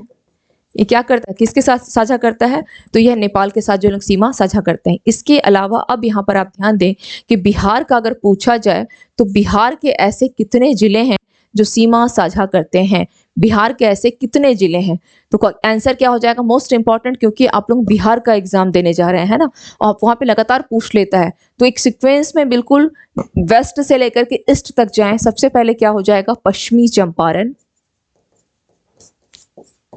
पूर्वी चंपारण, ओके, पश्चिमी चंपारण, पूर्वी चंपारण, इसके बाद आएगा सीतामढ़ी, सीतामढ़ी, ओके, सीतामढ़ी, सीतामढ़ी के बाद आ जाएगा आपका मधुबनी, मधुबनी, मधुबनी के बाद क्या है, सुपौल, सुपौल एंड अररिया, अररिया एंड किशनगंज, किशनगंज, किशनगंज, ठीक है, किशनगंज। तो ये आपके कितने, 7 ऐसे जिले हैं, 7 ऐसे जिले हैं जो बिहार के आपके नेपाल के साथ सीमा साझा करते हैं, और बिहार का ये एकदम पेट क्वेश्चंस में से है, पूछता रहता है बिहार में, ओके। चलिए now come to the next, next question देखते हैं। लातविया देश के नए राष्ट्रपति कौन बने हैं, लातविया देश के, ऑप्शन है अकुफोरेड, एलिजाबेथ बॉर्न, एडगर्स रिगविंग्स, ब्रूनो ले मेयर। तो इसका राइट आंसर क्या हो जाएगा, कौन बनाया गया है, देख लेते हैं, चलिए। एलिजाबेथ, क्या होगा इसका राइट आंसर, सॉरी, सी, एडगर्स रिक्वेंस, क्या हो जाएगा, एडगर्स रिक्वेंस, कहां के, लातविया के बनाए गए हैं, लातविया के, ठीक है, लातविया देश के नए राष्ट्रपति बनाए गए। इसके अलावा कुछ अन्य देशों के भी हम लोग देख लेते हैं कि कहां पे राष्ट्रपति या प्रधानमंत्री की नियुक्ति हुई है, क्योंकि हमें आगे ये पढ़ना है। सबसे पहले लिखें, सबसे पहले लिखें आप, क्योंकि हम लोगों ने न्यूजीलैंड पे डिस्कस कर लिया था, लेकिन चलिए फिर भी लिख लेते हैं, Christopher Luxon, Christopher Luxon, Christopher Luxon, इनको कहां बनाया गया है, इनको न्यूजीलैंड का प्रधानमंत्री बनाया गया है, पीएम न्यूजीलैंड का, ओके, न्यूजीलैंड का। इसके अलावा पेड्रो सांचेज, पेड्रो सांचेज, इनको कहां बनाया गया है, कहां का प्रधानमंत्री, स्पेन का बनाया गया है, इनको स्पेन का प्रधानमंत्री बनाया गया है, स्पेन का, ओके। एंड थर्ड में आपका है लग्जमबर्ग का, किसको बनाया गया है, ल्यूक फेडरिक, क्या है नाम है, ल्यूक फ्रिडरिक, ल्यूक फ्रिडरिक, इनको कहां का बनाया गया है, लग्जमबर्ग का, लग्जमबर्ग, ओके, लग्जमबर्ग का। अब यहां पर सवाल ये आता है, ये तो तीनों आपके प्रधानमंत्री हो गए, अर्जेंटीना में किसको बनाया गया है राष्ट्रपति, अर्जेंटीना के किसको बनाया गया है, जिस तरह से यहां पर राष्ट्रपति है उसी प्रकार से अगर हम देखें अर्जेंटीना, अर्जेंटीना में किसको बनाया गया है, जेवियर माइली, जेवियर माइली, इनको क्या बनाया गया वहां पर, प्रेसिडेंट बनाया गया है, प्रेसिडेंट बनाया गया। अर्जेंटीना जिसको बोला जाता है कैपिटल ऑफ फुटबॉल, अर्जेंटीना को क्या बोला जाता है, capital of football, capital of football, okay, ये ध्यान रखिएगा। Now come to the next question. हमेशा ध्यान रखिएगा कि किसी भी अगर आप एक राष्ट्रपति या प्रधानमंत्री को पढ़ रहे हैं तो उसके साथ जितने भी राष्ट्रपति और प्रधानमंत्री एक बार रिकॉल करने की कोशिश जरूर कीजिएगा, या फिर अपने नोट्स में आप एक जगह इन सब चीजों को लिख लें तो बहुत आसान हो जाएगा आपकी एग्जामिनेशन की तैयारी में। Now come to the next question.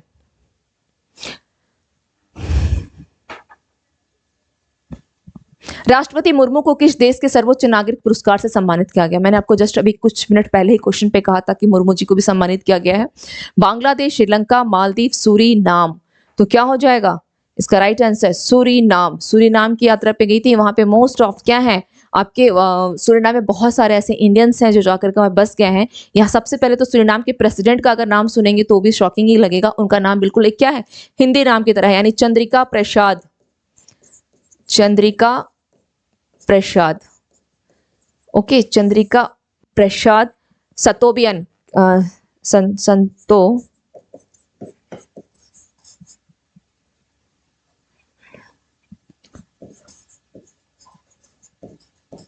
संतोवियन, ठीक है, चंद्रिका प्रसाद संतोवियन, ये नाम ध्यान रखिएगा, चंद्रिका प्रसाद संतोवियन, ठीक है, ये इनका नाम हो गया। इसके अलावा इनको जो अवार्ड यहाँ दिया गया था, कौन सा अवार्ड दिया गया है, कौन सा अवार्ड दिया गया है? तो अवार्ड लिख लेते हैं, देश का सर्वोच्च नागरिक पुरस्कार राष्ट्रपति द्रौपदी मुर्मू जी को दिया गया, और उस पुरस्कार का नाम क्या था? Grand order of the chain of the yellow star, okay, grand order of the chain of the yellow star. Clear now? Clear? और ऐसा पुरस्कार पाने वाली द्रौपदी मुर्मू जो है पहली भारतीय महिला राष्ट्रपति हैं, पहली भारतीय महिला राष्ट्रपति हैं। Okay, now come to the next question. तो ध्यान कहाँ रखना है? मिस्र और फ्रांस में किसको दिया गया था?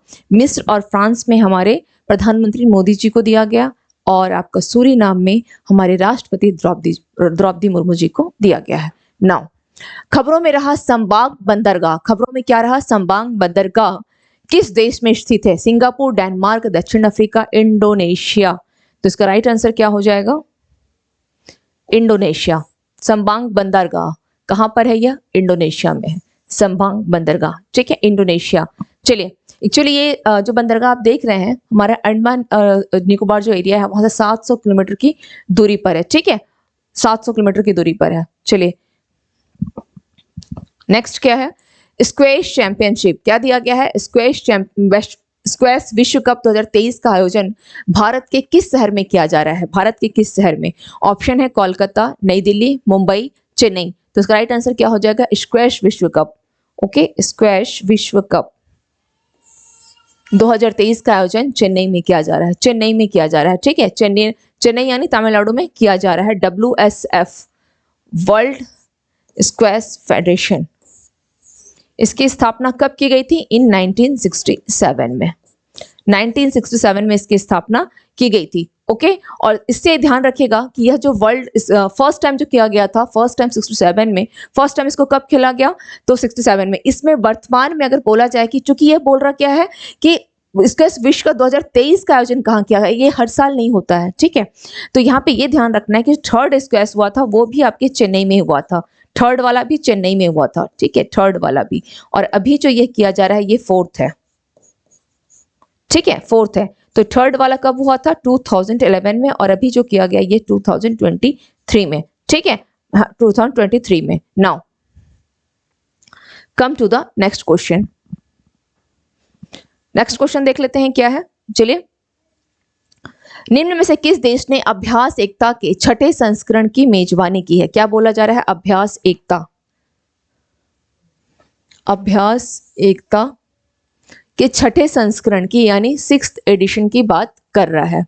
ऑप्शन है Saudi Arabia, B Qatar, C UAE and D Maldives. तो इसका राइट आंसर क्या हो जाएगा? Maldives, Maldives, D is your right answer. किस देश ने अभ्यास एकता के छठे संस्करण की मेजबानी की है? तो वो आपका राइट आंसर हो जाएगा मालदीव ने किया है। Now come to the next question. Next question पे आते हैं। किस केंद्रीय मंत्री ने गैबॉन की पहली कृषि SEZ परियोजना को हरी झंडी दिखाकर रवाना किया है? ओके, देख लेते हैं सबसे पहले क्या है SEZ, कृषि SEZ। ओके, नाउ तो इसका राइट आंसर क्या हो जाएगा? किसने किया है? तो ये Dharmendra Pradhan, option C is your right answer, जो हमारे क्या रह चुके हैं? शिक्षा मंत्री रह चुके। इन्होंने कितना किसानों को? 30 किसान 30 किसान हैं इसमें, प्लस इसमें 20 स्टूडेंट्स हैं, 20 स्टूडेंट्स हैं। इन सबको कहाँ भेजा है, कहाँ भेजा है इन सबको? तो गैबॉन में। क्यों भेजा गया है? ताकि इन लोग जो भेजा जो जा रहा है इनको टेक्नोलॉजी रूप से स्ट्रॉन्ग करने के लिए। और ये धर्मेंद्र प्रधान को जो भेजा गया, ये उड़ीसा के किस में आता है? ये उड़ीसा का एक आकांक्षी जिला कार्यक्रम है, उड़ीसा का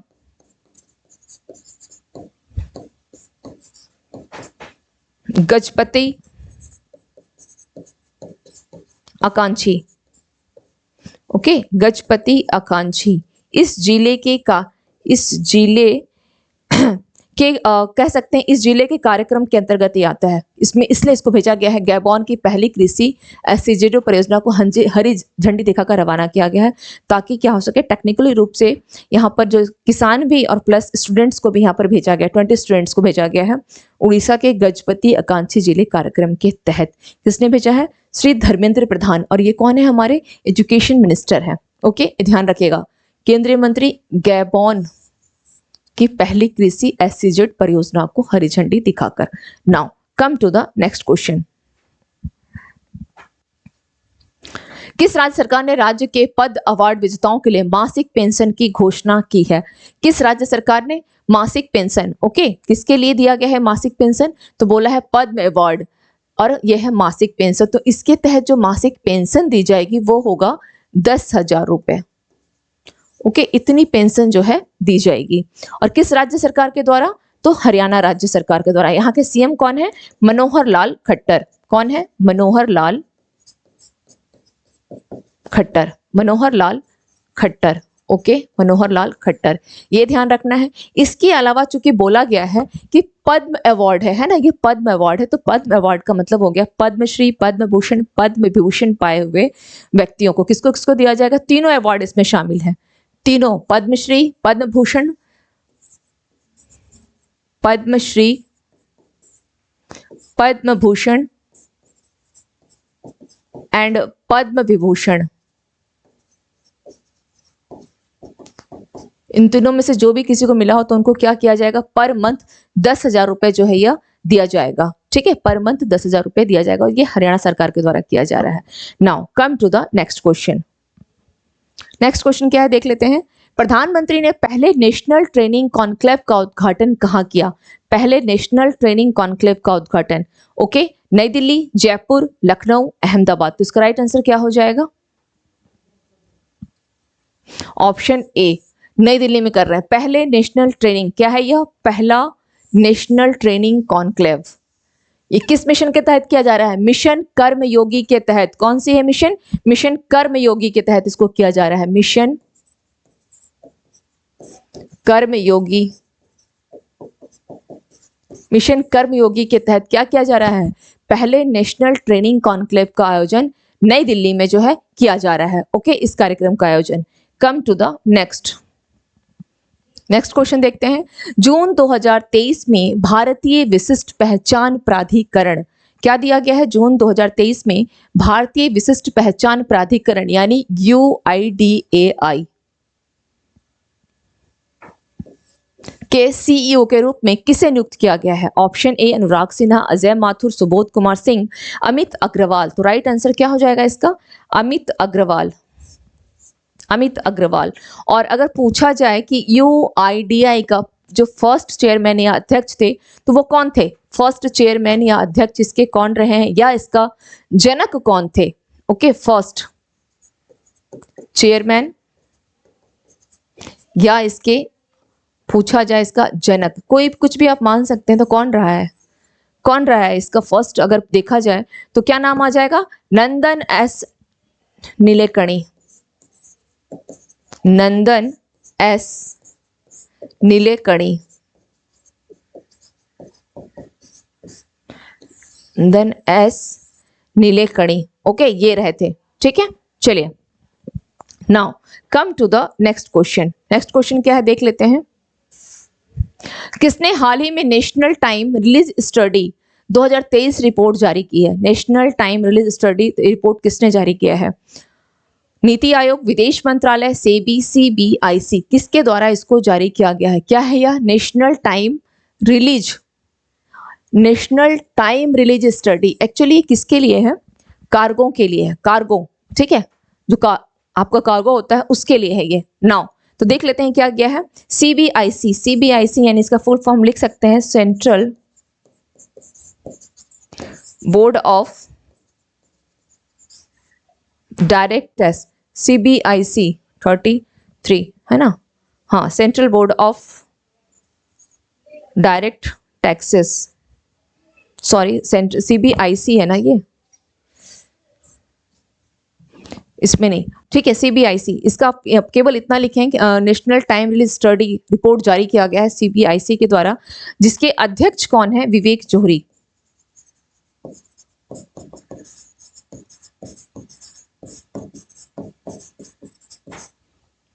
विवेक जोहरी क्या है? इसके अध्यक्ष है विवेक जोहरी।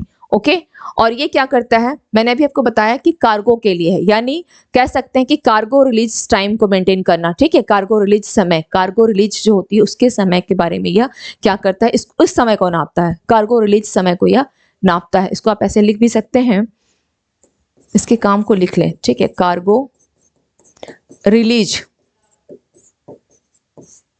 इस समय को मापता है, ठीक है, इस समय को कार्गो रिलीज समय, इसको क्या करता है? यह मापता है। बोला गया है national time release study. Okay, now, और इसको कब से स्टार्ट किया गया है? यानी सीबीआईसी का जो गठन किया गया है ये किया गया है 1 जनवरी 1964। ओके, 1 जनवरी 1964 में।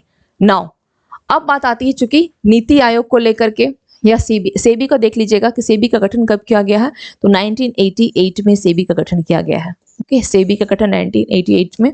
नीति आयोग का अगर पूछा जाए गठन कब किया गया है, 1 जनवरी 2015। कब किया गया है? 1 जनवरी 2015 में किसका गठन? नीति आयोग का किया गया है। और नीति आयोग के साथ कुछ स्पेशल जो याद रखे रहेगा वो है आपका, जैसे नीति आयोग को लेकर के कि इसका कौन है उपाध्यक्ष, कौन है? तो डॉक्टर सुमन के बेरी है ना। उपाध्यक्ष कौन है नीति आयोग का? डॉक्टर सुमन के बेरी। ओके, और इसकी अगर बात की जाए इसके सीईओ की,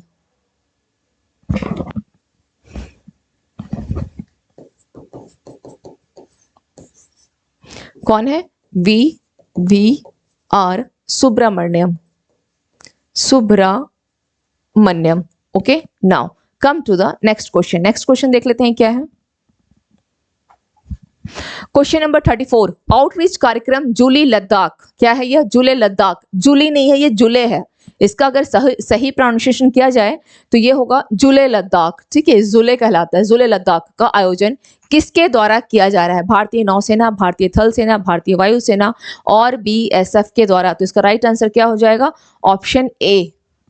ऑप्शन ए, भारतीय नौसेना के द्वारा क्या किया जा रहा है? जुले लद्दाख का आयोजन, ठीक है, जुले लद्दाख, या आप इसको बोल सकते हैं हेलो लद्दाख। इसी को बोला जाता है हेलो लद्दाख, इस नाम से भी इसको जाना जाता है, हेलो लद्दाख के नाम से भी इसको जाना जाता है, ठीक है। Now come to the next question. Next question पे आते हैं।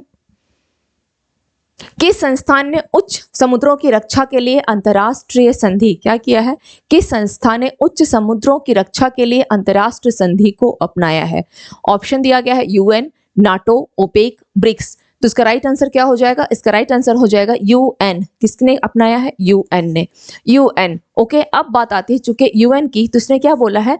उच्च समुद्रों की रक्षा के लिए अंतर्राष्ट्रीय संधि, यानी खुले समुद्रों की रक्षा के लिए दुनिया की ये पहली अंतर्राष्ट्रीय संधि है, ठीक है, खुले समुद्रों की रक्षा के लिए। इसका मतलब क्या होता है?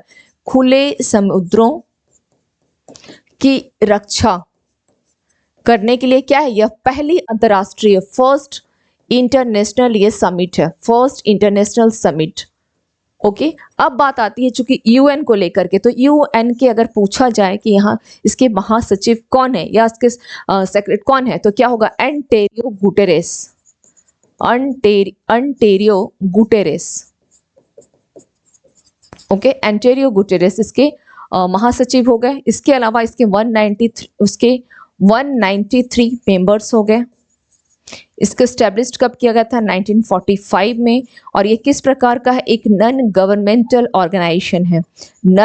कभी कभी पूछ लेता है नॉन गवर्नमेंटल ऑर्गेनाइजेशन है, तो यहाँ हम लोग इसको ध्यान नहीं देते हैं, इस छोटी चीज को हम ध्यान, अरे क्या पूछेगा, ध्यान नहीं देते हैं। क्वेश्चन यहाँ से पूछ लेता है तो क्या है यह? एक नॉन गवर्नमेंटल ऑर्गेनाइजेशन है, ठीक है, गैर अंतर सरकारी संगठन, नॉन गवर्नमेंट, गैर सरकारी संगठन, okay, governmental organisation, non governmental organisation, गैर सरकारी संगठन, ये ध्यान रखिएगा। 1945 में एस्टेब्लिश किया गया था। इसके अलावा 193 इसके सदस्य देश हैं। टोटल भारत में टोटल विश्व में 195 देश हैं और इसमें 193 कंट्रीज हैं आपके यूएन में, ओके। बात आती है अगर नाटो को लेकर के, अगर नाटो को लेकर के बात किया जाए, जस्ट ए मिनट, नाटो, तो नाटो का कब किया गया था? नाटो को 7 अप्रैल 1949, ओके, नाटो का गठन किया गया। और इसमें वर्तमान में अभी इस साल 2023 4 अप्रैल क्या किया गया? नाटो में फिनलैंड शामिल हो गया। और फिनलैंड शामिल होने वाला नाटो का कौन सा नंबर का ये देश हो गया? 31st मेंबर हो गया। 31st मेंबर ऑफ नाटो कौन हो गया? 31st member of NATO Finland हो गया, ठीक है। और लगातार अभी कोशिश में कौन लगा हुआ है? स्वीडन 32वां होगा, ऑलमोस्ट सारी प्रक्रिया पूरी हो चुकी है। 32nd वाला कौन सा हो जाएगा? 32nd सदस्य देश कौन सा होगा नाटो का? स्वीडन हो जाएगा, स्वीडन। वैसे आप देखेंगे तो बोस्निया हर्जेगोविना वो भी लाइन में लगा हुआ है और आपका यूक्रेन भी चाहता है कि इसमें मिल जाए, ठीक है, नाटो में। तो खैर चलिए, अभी मिला नहीं है, ऐसा चल रहा है, अभी मिला नहीं है, बट स्वीडन के अब नेक्स्ट उसी का नंबर और सारी प्रक्रिया भी ऑलमोस्ट पूरी हो चुकी है। Now come to the next question, देखते हैं क्या है। विश्व बैंक के 14th अध्यक्ष के रूप में किसने पदभार ग्रहण किया है? क्या बोला गया है? विश्व बैंक यानी वर्ल्ड बैंक को लेकर के बोला जा रहा है, वर्ल्ड बैंक। चलिए देख लेते हैं world bank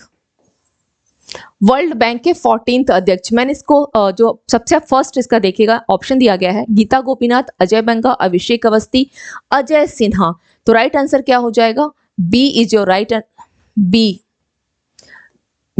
right answer, Ajay Banga 14th क्या है इसके अध्यक्ष बनाए गए हैं, प्रेसिडेंट बनाए गए हैं अजय बंगा। मैंने आप लोगों को कहा था कि अजय लंबा और अजय बंगा में कंफ्यूज नहीं होना है। अजय लंबा जब दे दे अगर क्वेश्चन में, क्योंकि हो सकता है दे दे, तो अजय लंबा का संबंध किससे है? अजय लंबा किससे इनका संबंध है? इनका संबंध है मणिपुर हिंसा, ओके, मणिपुर हिंसा में गठित समिति से इनका संबंध है, इसको याद रखिएगा। और मणिपुर हिंसा के लिए 2 समिति, एक तो ये समिति हो गई, दूसरा शांति समिति जो गठित की गई है। नाउ ये हो गया अजय बंगा। विश्व बैंक की अगर बात की जाए तो इसका गठन कब किया गया? विश्व बैंक को स्टैब्लिश्ड इन 1945 एंड इसमें 190 जो इसके सदस्य देश हैं 190 है, 189 हो गया, ओके। एंड इसके अलावा अजय बंगा इसके अध्यक्ष हो गए। नाउ अगर पूछा जाए गीता गोपीनाथ, ठीक है, क्या दिया गया है गीता गोपीनाथ को लेकर के, तो देख लेते हैं गीता गोपीनाथ के बारे में क्या है। गीता गोपीनाथ, ये इनका संबंध किससे है? इनका संबंध है वर्तमान में, हालांकि ये आईएमएफ से, उनका आईएमएफ में ये मुख्य अर्थशास्त्री रह चुकी हैं, लेकिन वर्तमान में ये आईएमएफ में यानी इंटरनेशनल मॉनेटरी फंड में ये क्या है? डिप्टी मैनेजिंग डायरेक्टर है, okay, deputy managing director in IMF. कौन? गीता गोपीनाथ। और आप जो यहाँ पे देख रहे हैं अभिषेक अवस्थी, ये एक अभिनेता है, फिल्म अभिनेता अभिषेक अवस्थी, तो इसलिए इससे भी इंपॉर्टेंट नहीं है। 2 नाम को यहाँ पे ध्यान रखिएगा, गीता गोपीनाथ का क्या है और Ajay Banga. Come to the next question. किस देश ने हेलीकॉप्टरों के लिए एशिया के पहले प्रदर्शन आधारित नेविगेशन का प्रदर्शन किया है? हेलीकॉप्टरों के लिए एशिया का क्या है? यह पहला प्रदर्शन आधारित नेविगेशन। दक्षिण कोरिया, भारत, जापान, चीन। तो राइट आंसर क्या हो जाएगा इसका? राइट आंसर क्या हो जाएगा? Bharat. B is your right answer, Bharat हो जाएगा, ठीक है, भारत। इसके अलावा यहाँ ये ध्यान रखना है कि भारत और जापान के बीच में जो एक्सरसाइज किए जाते हैं भारत और जापान के, ओके, जो एक्सरसाइज होते हैं उसको किस नाम से जाना जाता है? वीर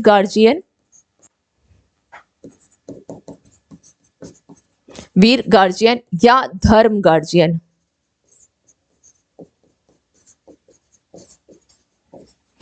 और अनदर वन क्या है, दूसरा क्या है, एक है आपका Japan India military bilateral exercise. ठीक है, ये दोनों के नाम को ध्यान रखिएगा।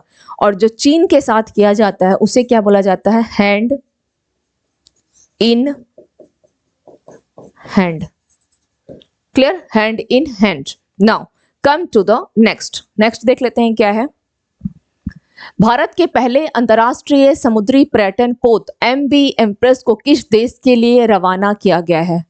भारत का ये क्या है, पहला अंतर्राष्ट्रीय समुद्री पर्यटन पोत है, अंतर्राष्ट्रीय। ऑप्शन दिया गया है बांग्लादेश, थाईलैंड, श्रीलंका, मालदीव। तो राइट आंसर इसका हो जाएगा श्रीलंका। और इसको कहां से रवाना किया गया है, तो इसको चेन्नई से रवाना किया गया है, यानी चेन्नई से श्रीलंका जाएगा। ये कहां से जाएगा, चेन्नई से ये कहां जाएगा, श्रीलंका जाएगा। तो इसका मतलब ये है कि फर्स्ट जो अगर बोला जाए कि अंतर्राष्ट्रीय समुद्री जो पोत बनाया गया है, अंतर्राष्ट्रीय फर्स्ट है ये, ठीक है। अंतर्राष्ट्रीय क्रूज, आप इसको कह सकते हैं क्या, आप इसको ऐसे भी लिख सकते हैं कि फर्स्ट ये अंतर्राष्ट्रीय क्रूज पर्यटन टर्मिनल हो गया, ठीक है। फर्स्ट इसको ऐसा कर सकते हैं, ये लिख लें, फर्स्ट अंतर्राष्ट्रीय क्रूज, यानी आप इसको बोथ कर लें या आप इसको, हाँ, क्रूज पर्यटन टर्मिनल कर लें। क्रूज पर्यटन टर्मिनल कहाँ बनाया गया, ये आपका चेन्नई में बनाया गया। और फर्स्ट टाइम ऐसा किया गया है, क्योंकि आप यहाँ देख रहे हैं अंतर्राष्ट्रीय है, अंतर्राष्ट्रीय समुद्री पर्यटन पोत MV एम्प्रेस, क्या नाम है इसका, MV एम्प्रेस। ओके, किस देश के लिए रवाना किया गया है, तो इसको चेन्नई से श्रीलंका के लिए भेजा जा रहा है, ठीक है। ये पहली क्रूज सेवा की शुरुआत की गई है, पहली क्रूज सेवा है जिसकी शुरुआत की गई है। नाउ अब अगर ये पूछा जाए कि केंद्रीय बंदरगाह जहाज रानी वगैरह मंत्रालय का अगर पूछ लिया जाए तो नाम ध्यान रखिएगा सर्बानंद सोनोवाल का, ठीक है। सर्बानंद सोनोवाल का नाम ध्यान रखिएगा, ये तो ठीक इन्फॉर्मेशन हो गई। इसके अलावा श्रीलंका को अगर लेकर के बोला जाए तो भारत के साथ जो यह एक्सरसाइज करता है उसका नाम है अभ्यास मित्र शक्ति। क्या नाम है, अभ्यास मित्र शक्ति, ठीक है, अभ्यास मित्र शक्ति। इसके अलावा इसने क्या किया है, भारत सहित 7 देशों को निःशुल्क वीजा दे रहा है, निःशुल्क वीजा, निःशुल्क वीजा। कब तक के लिए दे रहा है, ये कब तक के लिए, 31 मार्च 2024 के लिए। ओके, इतने इंफॉर्मेशन को ध्यान रखिएगा। Now come to the next question. Next question पे आते हैं, क्या है, Nehru memorial museum and library society का नाम बदलकर क्या कर दिया गया है। ऑप्शन ए है प्रधानमंत्री संग्रहालय और library society, Pradhan Mahatma Gandhi museum and library society, Indian museum and library society, Kalam memorial museum and library society. तो इसका राइट आंसर क्या हो जाएगा, इसका राइट आंसर क्या होगा, option A is your right answer, option A. Now come to the next question. Next question पे आते हैं। जून 2023 में किस राज्य या केंद्र शासित प्रदेश में नशीली दवाओं के खतरे पर नकेल कसने के लिए, किस पर, नशीली दवाओं के खतरे पर नकेल कसने के लिए ऑपरेशन कवच शुरू किया गया। ऑपरेशन कवच, ए है पंजाब, बी सिक्किम, सी गुजरात, नई दिल्ली। तो इसका राइट आंसर क्या हो जाएगा, नई Delhi. D is your right answer, D. अभी क्या किया गया था, सामाजिक न्याय एवं अधिकारिता मंत्रालय के द्वारा, इसको भी ध्यान रखिएगा, ठीक है, सामाजिक न्याय एवं अधिकारिता मंत्रालय,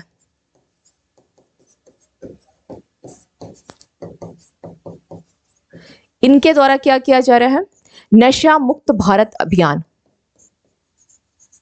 नशा मुक्त भारत अभियान चलाया जा रहा है, ठीक है, नशा मुक्त भारत अभियान।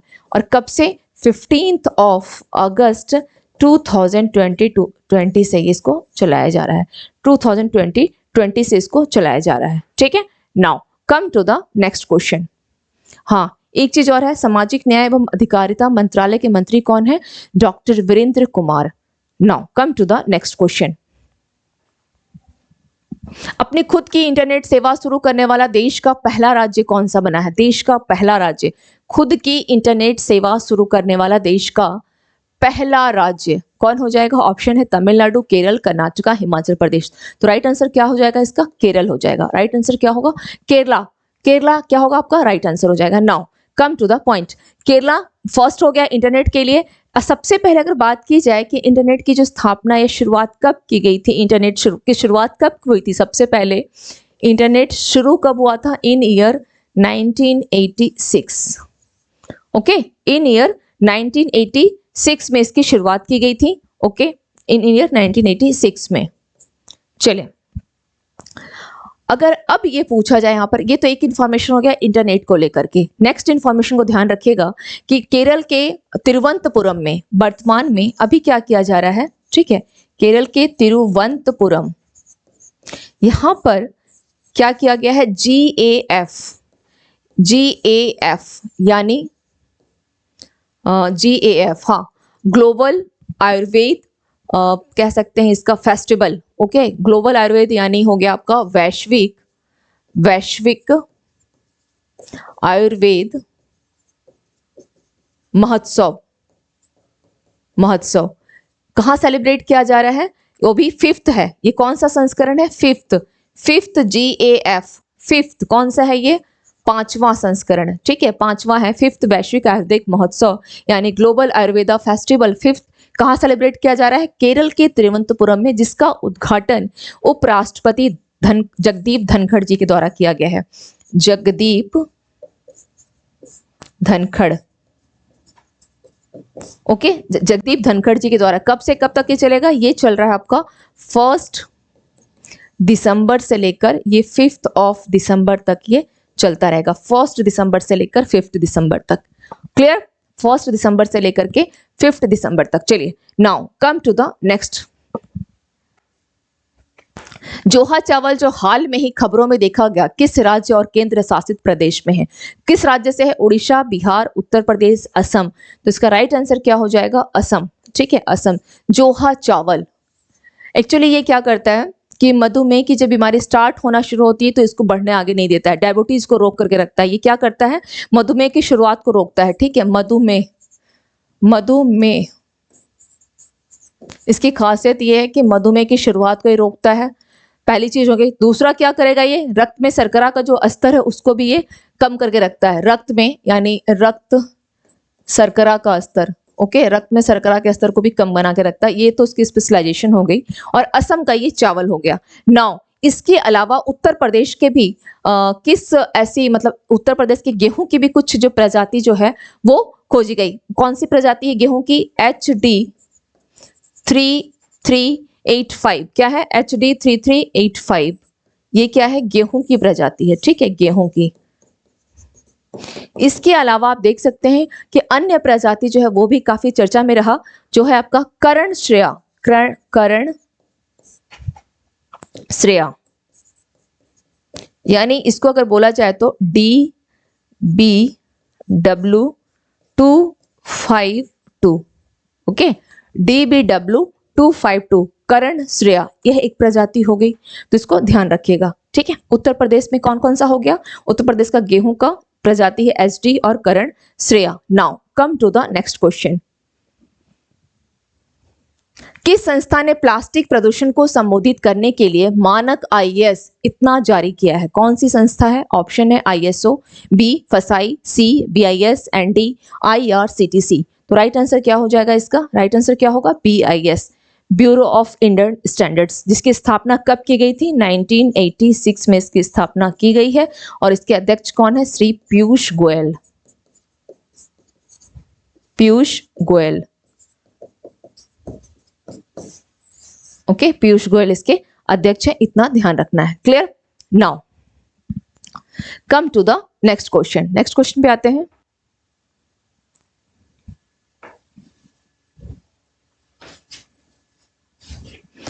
EI द्वारा जारी किया गया ग्लोबल लिविलिटी इंडेक्स में कौन शीर्ष पर रहा है? हम लोग इस क्वेश्चन पे डिस्कस कर चुके हैं, है ना, ये क्वेश्चन रिपीट हो गई है। Come to the next question. Next question देखते हैं क्या है।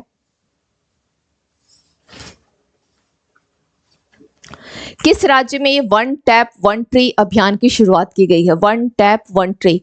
ऑप्शन है उत्तर प्रदेश, बिहार, पंजाब, हिमाचल प्रदेश। ओके, तो इसका राइट आंसर क्या हो जाएगा? इसका राइट आंसर क्या होगा? उत्तर प्रदेश में वन टैप वन ट्री अभियान, इसकी शुरुआत कब की गई? 1 जुलाई। 1 जुलाई को इसकी शुरुआत की गई है, सबसे पहले तो ये ध्यान रखें। और इसके अलावा इसकी स्पेशलाइजेशन की अगर बात की जाए तो इसकी स्पेशलाइजेशन क्या है, यानी इसकी खासियत क्या है, तो ग्रामीण एरियाज में, ठीक है, जो ग्रामीण एरियाज है वहां पर आप देख रहे हैं कि हर घर के आगे क्या हो रहा है, एक नल लग रहा है। हर घर के आगे क्या नल लगेगा, एक नल लगेगा। तो उसी नल के कनेक्शन जहां पे ये नल लगाए जाएंगे वहां पर क्या किया जाएगा, मुफ्त के पौधे, यानी इसको हम ऐसे लिख सकते हैं कि ग्रामीण प्रत्येक मतलब इसे कहाँ लगा चालू किया जाएगा, इस अभियान को ग्रामीण एरियाज में चलाया जा रहा है जहां पर प्रत्येक घर के आगे नल का कनेक्शन होगा। तो कह सकते हैं ये कि नए नल कनेक्शन, ओके, नए नल कनेक्शन जहां होंगे वहां पर क्या किया जाएगा, एक पौधा भी लगाया जाएगा। एक मुफ्त क्या किया जाएगा, मुफ्त, यहाँ पे मुफ्त के पौधे जो वितरित किए जा रहे हैं वो भी लगाए जाएंगे। मुफ्त के पौधे जो वितरित किए जा रहे हैं, प्रत्येक नल के आगे क्या होगा, एक मुफ्त का पौधा जो है यह लगाया जाएगा, ठीक है। और सरकार ने क्या किया था, इस अभियान के तहत within a week target रखा था 5 लाख पौधों का। कितना का, 5 लाख पौधों के वितरण का। 5 लाख पौधों के वितरण का इसने टारगेट रखा था। Now come to the next देख लेते हैं क्या है। किस राज्य ने सीनियर राष्ट्रीय महिला फुटबॉल चैंपियन का खिताब हाल ही में जीता है? ऑप्शन है तमिलनाडु, इसके अलावा हाँ ऑप्शन तमिलनाडु, केरल, कर्नाटका, पंजाब। तो राइट आंसर क्या हो जाएगा, तमिलनाडु। राइट आंसर क्या होगा, तमिलनाडु। फर्स्ट इसने किसको हराया, मणिपुर को। मणिपुर को इसने हराया है। Now come to the next question पे आते हैं। नेक्स्ट क्वेश्चन देख लेते हैं क्या है। हाल ही में विश्व आर्थिक मंच के द्वारा जारी एनर्जी ट्रांजिशन इंडेक्स में टॉप पर कौन सा है? क्या बोला गया है, एनर्जी ट्रांजिशन इंडेक्स है, किसके द्वारा जारी किया गया है, विश्व आर्थिक मंच यानी डब्ल्यू आर्थिक है ना, हाँ EF, इसके द्वारा जारी किया गया। और कौन सा है यह, एनर्जी ट्रांजिशन इंडेक्स में पूछा गया है कि टॉप पर कौन सा है। चलिए, तो ऑप्शन है अमेरिका, चीन, फ्रांस, स्वीडन। तो राइट आंसर क्या हो जाएगा, स्वीडन आपके टॉप पर बना हुआ है। फर्स्ट थिंग ये ध्यान रखना है। सेकंड पोजीशन पर कौन है, सेकंड में कौन है, तो डेनमार्क आपका सेकंड में है, सेकंड, एंड नॉर्वे आपका थर्ड पर है, नॉर्वे, ओके। अभी हम लोग बात कर रहे थे कि नाटो का 32वां सदस्य देश कौन, स्वीडन। ये भी ध्यान रखिएगा, नाटो का 32वां सदस्य देश, ओके। भारत नाटो का सदस्य देश नहीं है क्योंकि नाटो की फुल फॉर्म होती है नॉर्थ अटलांटिक ट्रीटी ऑर्गेनाइजेशन, और भारत दूर दूर तक अटलांटिक के आसपास भी नहीं है, हिंद महासागर है। तो इसलिए ध्यान रखिएगा, नाटो इसका सदस्य नहीं है। कभी भी एग्जाम में पूछे तो गलत करके नहीं आना है। चलिए, तो ये हो गई आपको कि इसमें टॉप 3 कंट्रीज को हम लोगों ने देख लिया।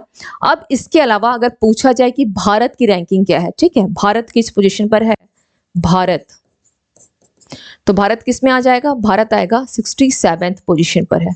भारत किस में है, 67th पोजीशन में है। और लास्ट ईयर भारत की पोजीशन क्या थी, यानी इन 2021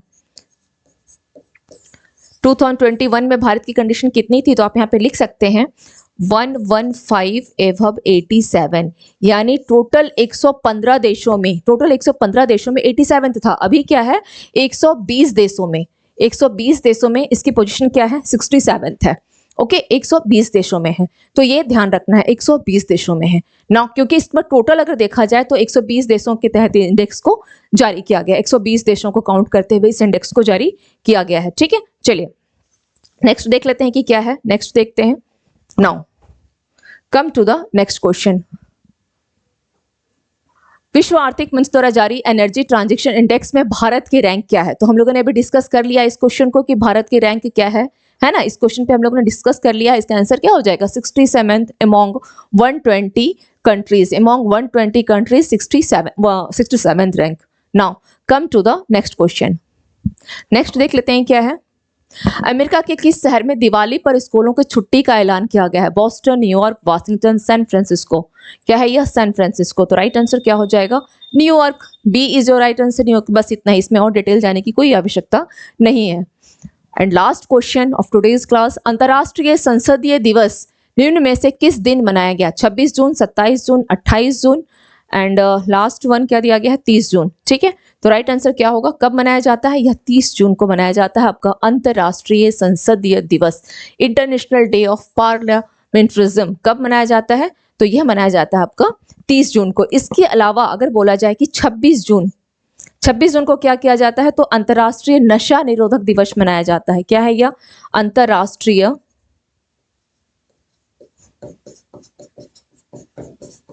नशा निरोधक दिवस, नशा निरोधक दिवस। ओके, अंतर्राष्ट्रीय नशा निरोधक दिवस जो है यह आपका मनाया जाता है, यानी आप इसको लिख सकते हैं international day against drug, international day क्या हो जाएगा, against drug, international day against drug abuse and trafficking, abuse and क्या लिखेंगे इसको, ट्रैफिकिंग, ट्रैफिकिंग। ओके, ट्रैफिकिंग ये हो गया आपका अंतर्राष्ट्रीय नशा निरोधक दिवस, international day against drug abuse and trafficking. Clear? कब मनाया जाता है? 26 जून को। क्लियर? तो ये हो गए आपके टॉप 50 क्वेश्चंस।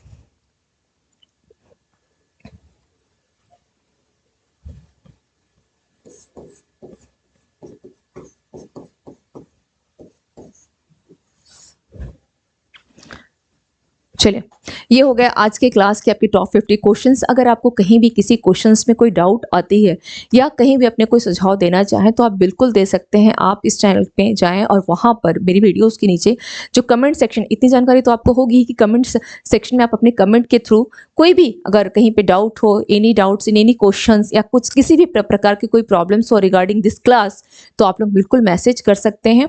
और चैनल को आप लोग एज मच एज लाइक करें, शेयर करें एंड सब्सक्राइब करें।